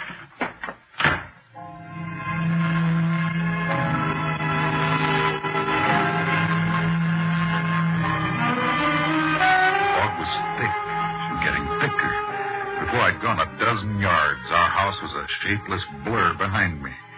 Then it was gone. I thought of Chris alone back there, cut off from the world. I felt like a grade A heel for acting up like that. Well, Bill cut out as soon as I got to the shack.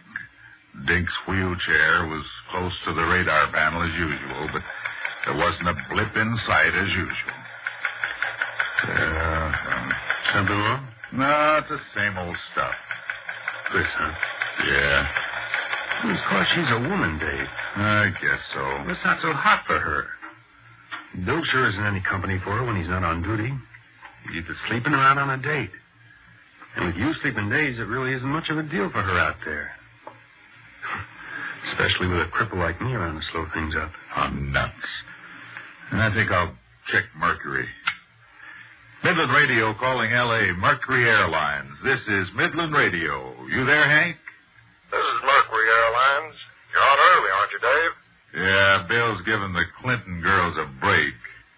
Hey, what's with this thick stuff? It hasn't hit out here yet, but we're expecting it. What's your ceiling? Oh, about 400 feet. It's dropping fast, though. Better watch it. Army fields west of you aren't landing anyone without 0-0 cards. Yeah? Well, maybe I'll have company. Could be. Hey, Dave, someone's coming. Well, I don't want anybody to have any tough flying, but it'd be good having a plane land here for a change. Dave. Now, hold it a minute, Hank. Kid brother's trying to say something. Oh, hi there. Can I do something for you, mister? Talk to you later, Hank. Something wrong, Dink? No, I'll call you back. Sort of took me by surprise. I didn't hear your car. Wasn't none. Are you running out of gas? That's right. Well, walking's no fun in that mess. Now, have a seat. My name's Dave Cawthon. This is my brother Dink. What's this place? This is Midland Range Station, Dawson Field. I didn't see no planes. You wouldn't see planes here on a clear night. No, we're just an emergency field. Just you two, huh? Oh, real cozy, just me and my... You live here? Here in the station? No, my place is about a mile down the road. You're married? Sure am. Dink here lives with us. Yeah, we sail in that little white house tomorrow a.m.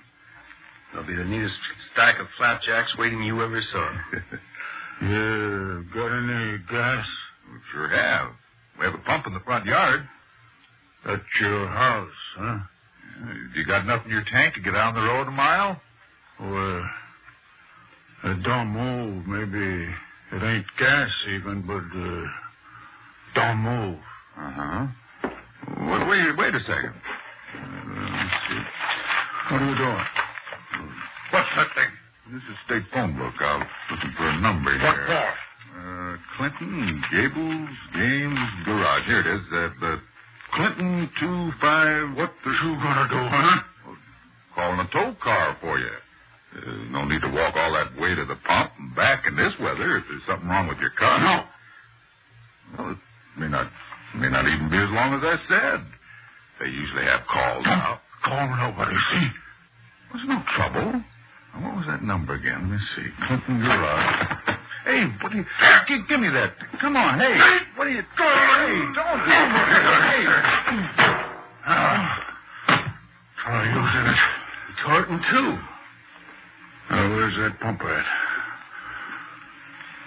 Down the road a mile, huh? Dave. That's all right. Bill's there. And here's a can, mister. No need to ask at the house about using the pump. You just help yourself.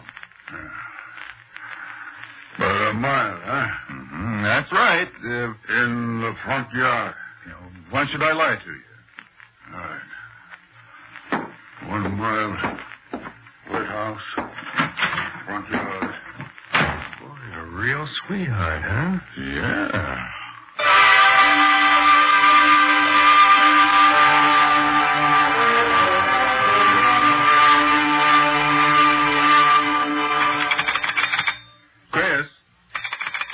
Chris, hello. Hello. Operator? I was talking to my wife, operator. You cut us off. No, sir, I didn't. Well, look, will you ring her again, please? Hurry it up, please. All right, hang up and I'll call you back. Oh. I wouldn't worry, Dave. He was just a screwball. Yeah. Come on, operator, ring. Yeah, I wish there was some way I could get home now. Well, if it was a clear night, I'd take a chance covering for you, but I don't know the first thing about radar. Hello, Chris? Operator, your line at home is out of order. We're working on it now, sir. The trouble is at this end. Oh, that's swell. He's at the house with Chris. Well, how long will it take, operator? I do not know. 5 minutes, an hour, maybe. Hard to say. Oh, yeah. Well, will you get me Sheriff Grover? Did something happen? Operator, I'd like to speak to Sheriff Grover. Do you mind? The line is busy, sir. Want me to keep trying? Yes, please. I've got to warn Chris about that character.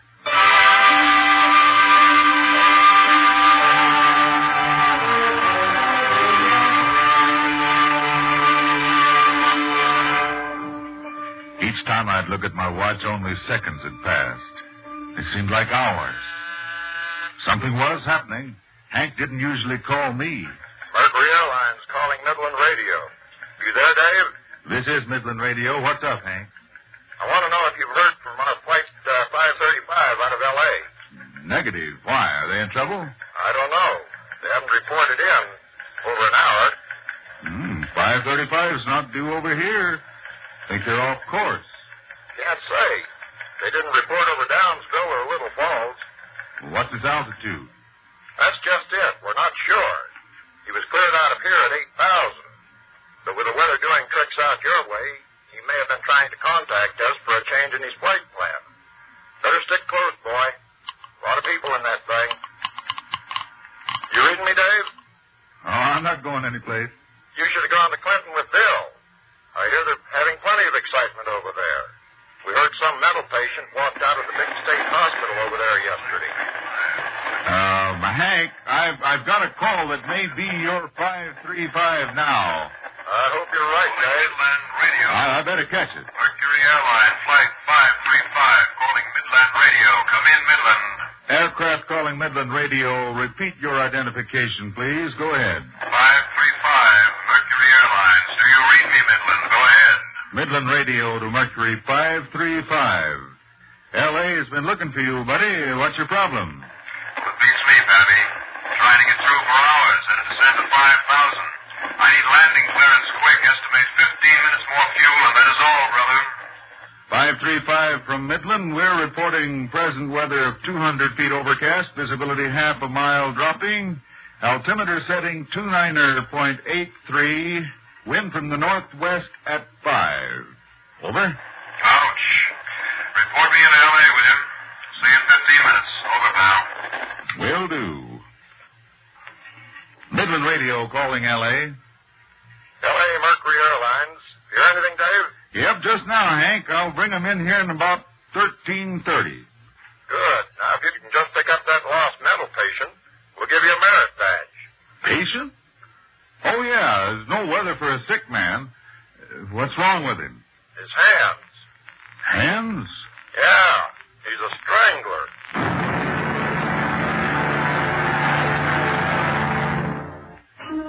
I sat there staring into the thick, muggy night. Chris might be alone with the killer, and I couldn't go to her because of an SOS I'd been waiting for all these months.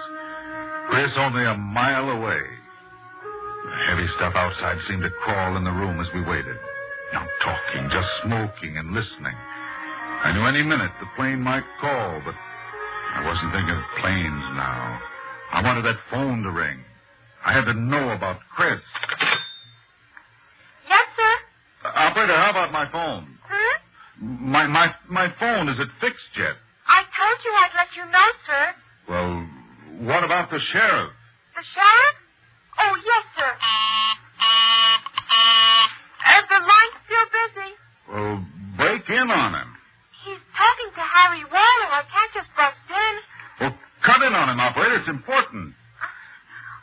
Well, all right, but he's going to be sore. Sheriff Grove? Get off this line, operator. Can't you see I'm talking? I'm very sorry, sir. I tried to tell him. Sheriff, this is Dave Cawthon. I don't care who this is. You ain't got no cause to be butting in. Sheriff, I'm in trouble. I've got to have some help fast. There was a man here, Sheriff. What about him? Well, I think it's the strangler they're looking for. Clinton? He there now? Oh, that's just it. He's gone to the house and Chris is there alone. How you know he was a strangler? Well, with the way he acted. And his hands. He tore my state telephone book in half.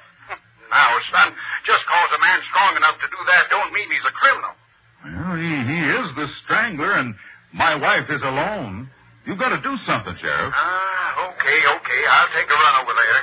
Oh, thanks a lot, Sheriff. Right away, huh? Sure. But don't you worry now, son. I'll be there in half an hour.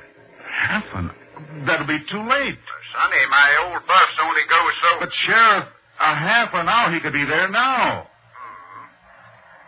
Meantime, why don't you call Lon Miller?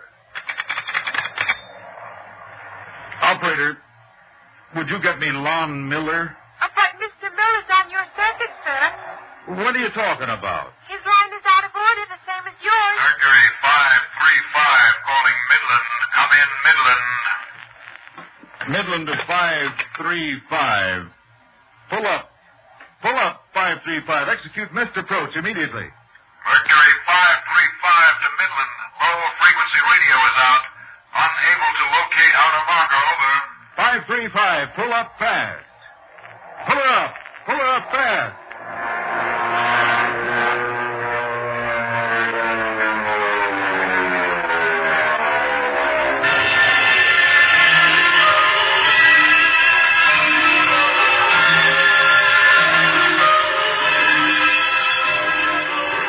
The big ship just missed the shack by a few feet.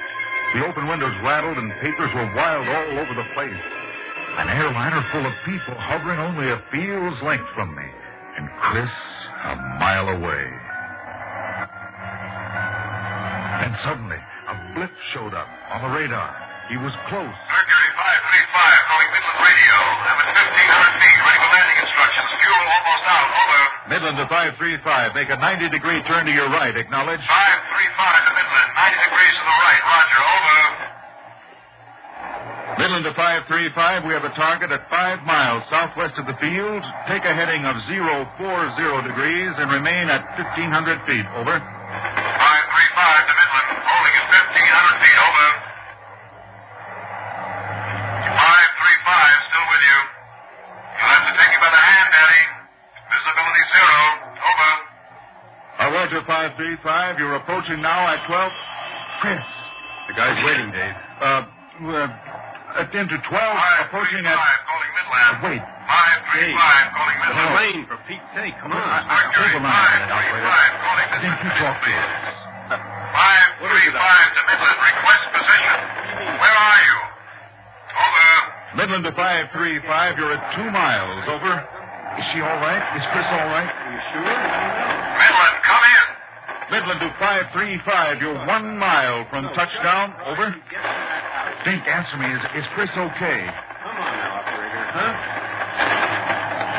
535. Turn to a heading now to the left of 300 degrees. A left turn, 300 degrees, and descend to 800 feet. Over. 535, descending to 800 feet. 535, you're now at 1/2 miles. Expect to intercept the glide path in half a minute. Let's go, Pappy. Keep talking. Over. Sorry, Dave.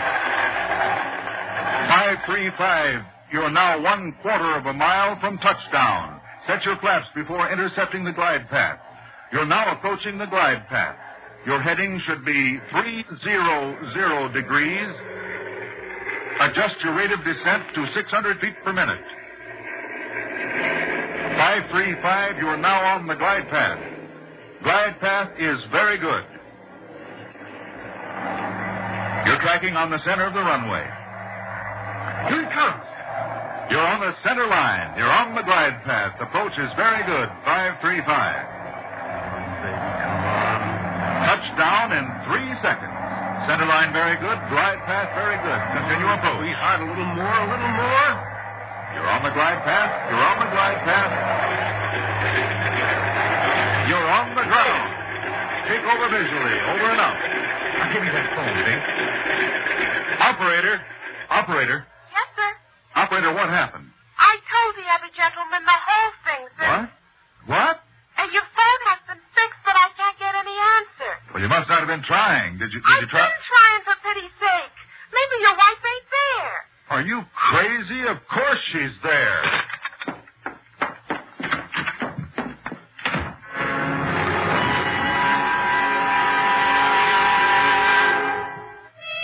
I couldn't see 5 feet in front of me, but I knew I was going to Chris, and I could have done that blindfolded. The blood was pumping in my head, and pictures straight through the fog curtain. Chris with dark bruises on her throat. Chris with her mouth going slack. Chris. There was a light on. I saw it in the dim outline of the house, and then I was on the porch. Right through the door.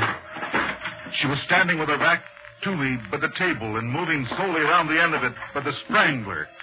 He had Chris's scarf in his hands, and that's all I saw as I rushed at him.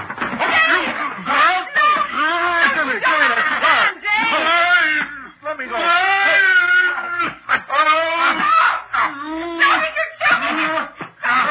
Look, the scarf. You got your scarf. Look, soft. Feel. Soft. Your scarf.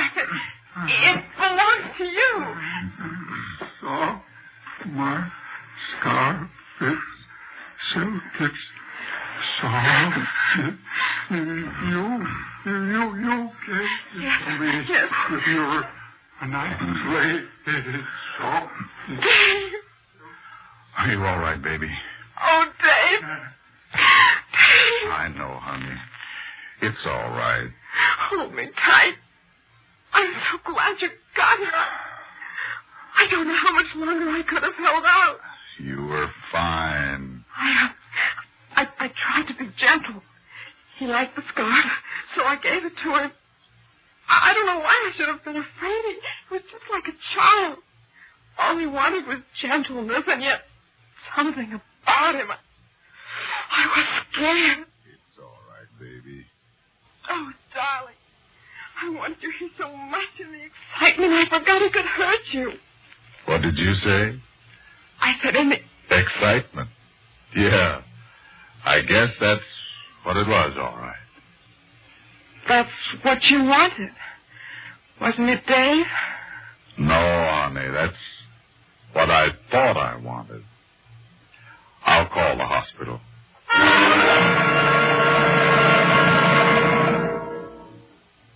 Suspense.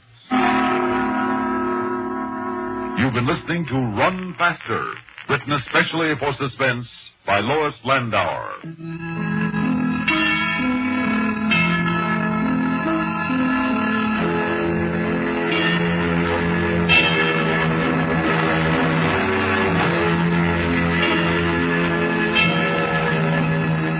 Suspense is produced and directed by Fred Hendrickson.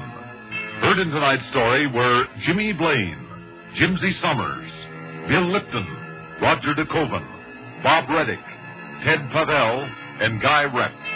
Music supervision by Ethel Huber. Sound patterns by Walter Otto. Technical direction by Fred Cusick. This is Stuart Metz speaking.